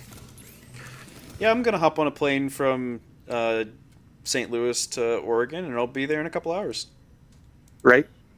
And don't have to worry about dying of dysentery or fording a river or any of that stuff. None of that. I can sit comfortably in an airplane. Well, maybe not comfortably, but I can sit in an airplane cabin. If you want to do it cheap, you don't have to be comfortable. But if you want to be comfortable, it's like not that expensive still. No. Yeah. Not at all. It's crazy.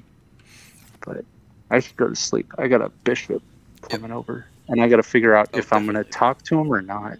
I'm probably not. That would be rude. Go talk to him. I will encourage. I should talk to my. What? I will encourage you if you get the opportunity, go talk to him. If I get if the opportunity presents itself, yeah, I'm going to do it. But really, I should be talking to my priest. He should be pastoring me. Okay. I should be pestering him to pastor me. Talk to me. Give me I've what got I a problem. need. Straighten me out. I don't know. I'm reminded of. It's not quite right, but I don't remember what that's.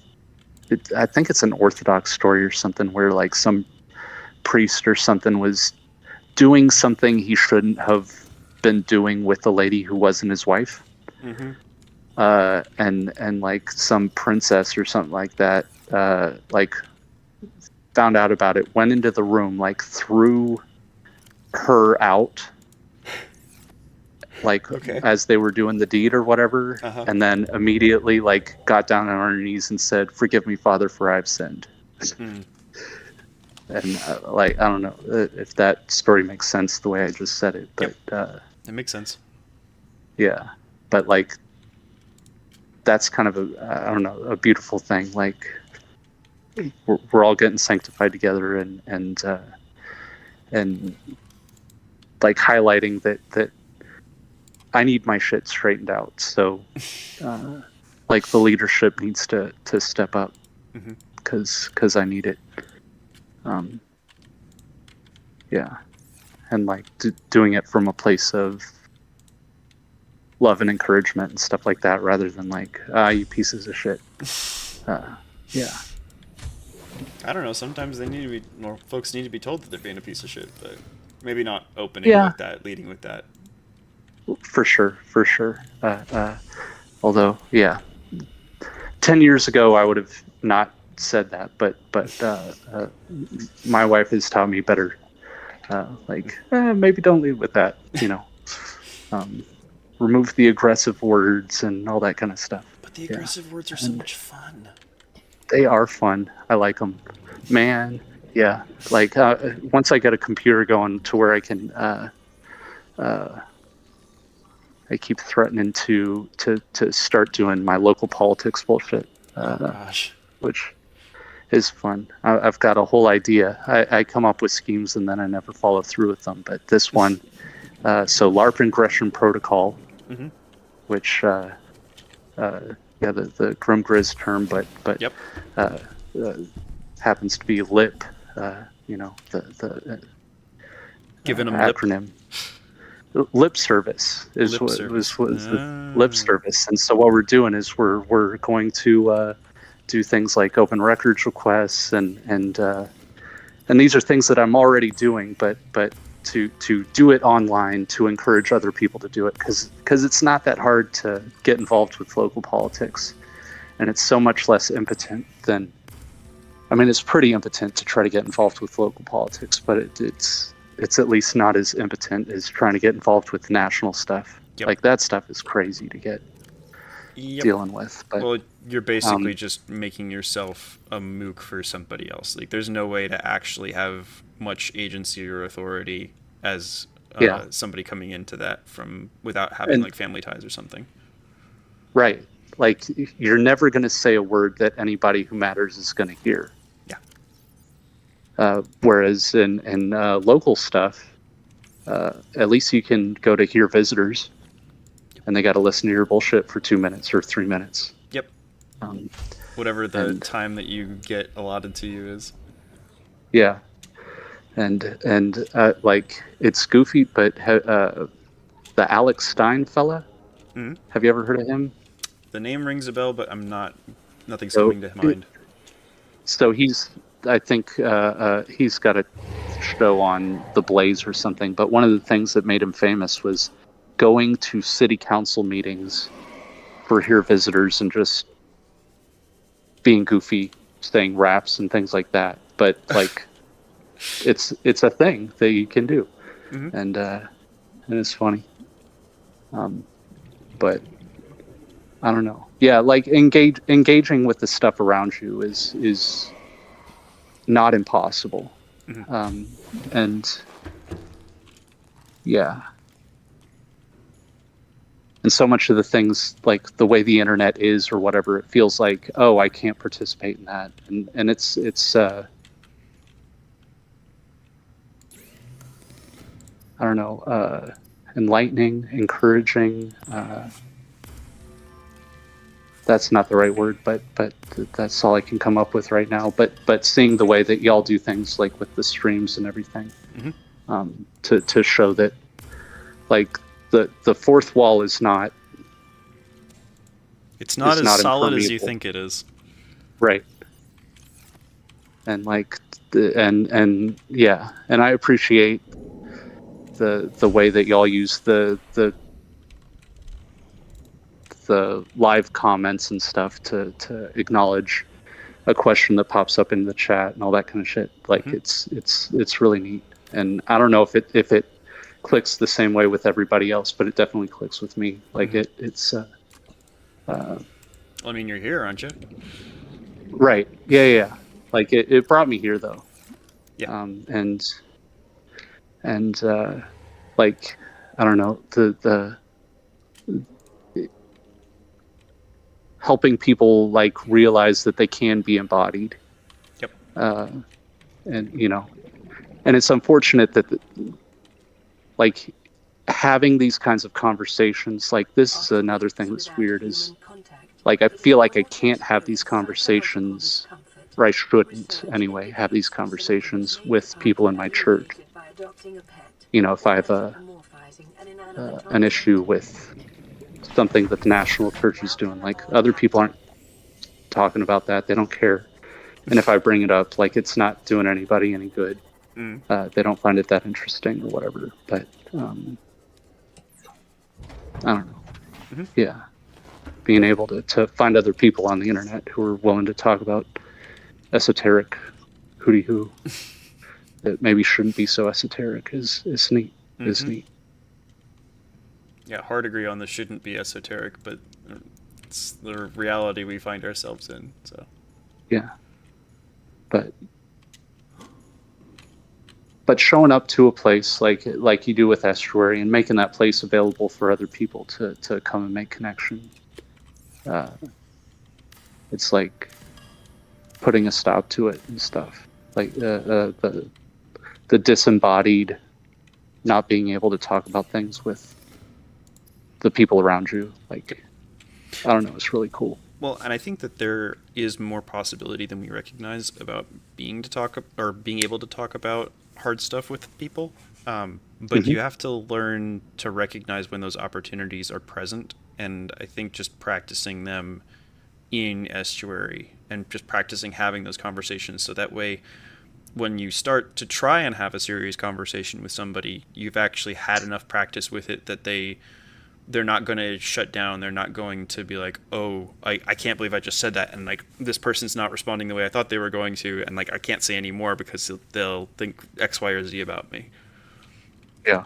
So it gives you kind of like the rats in the wrestling arena. You get to practice a bunch before you actually have to step out and really do the hard stuff. That's right. Yeah. That's cool. I need to go to bed. Yep. Thank you so much for opening things up. Yeah, and of good luck on your Subnautica. Yeah.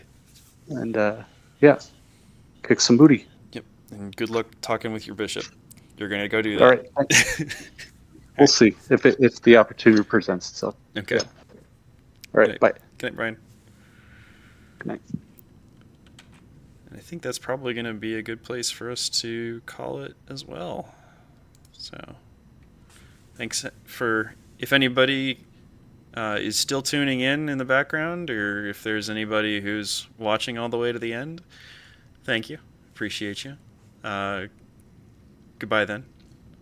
Be safe, friends. Don't you dare go hollow.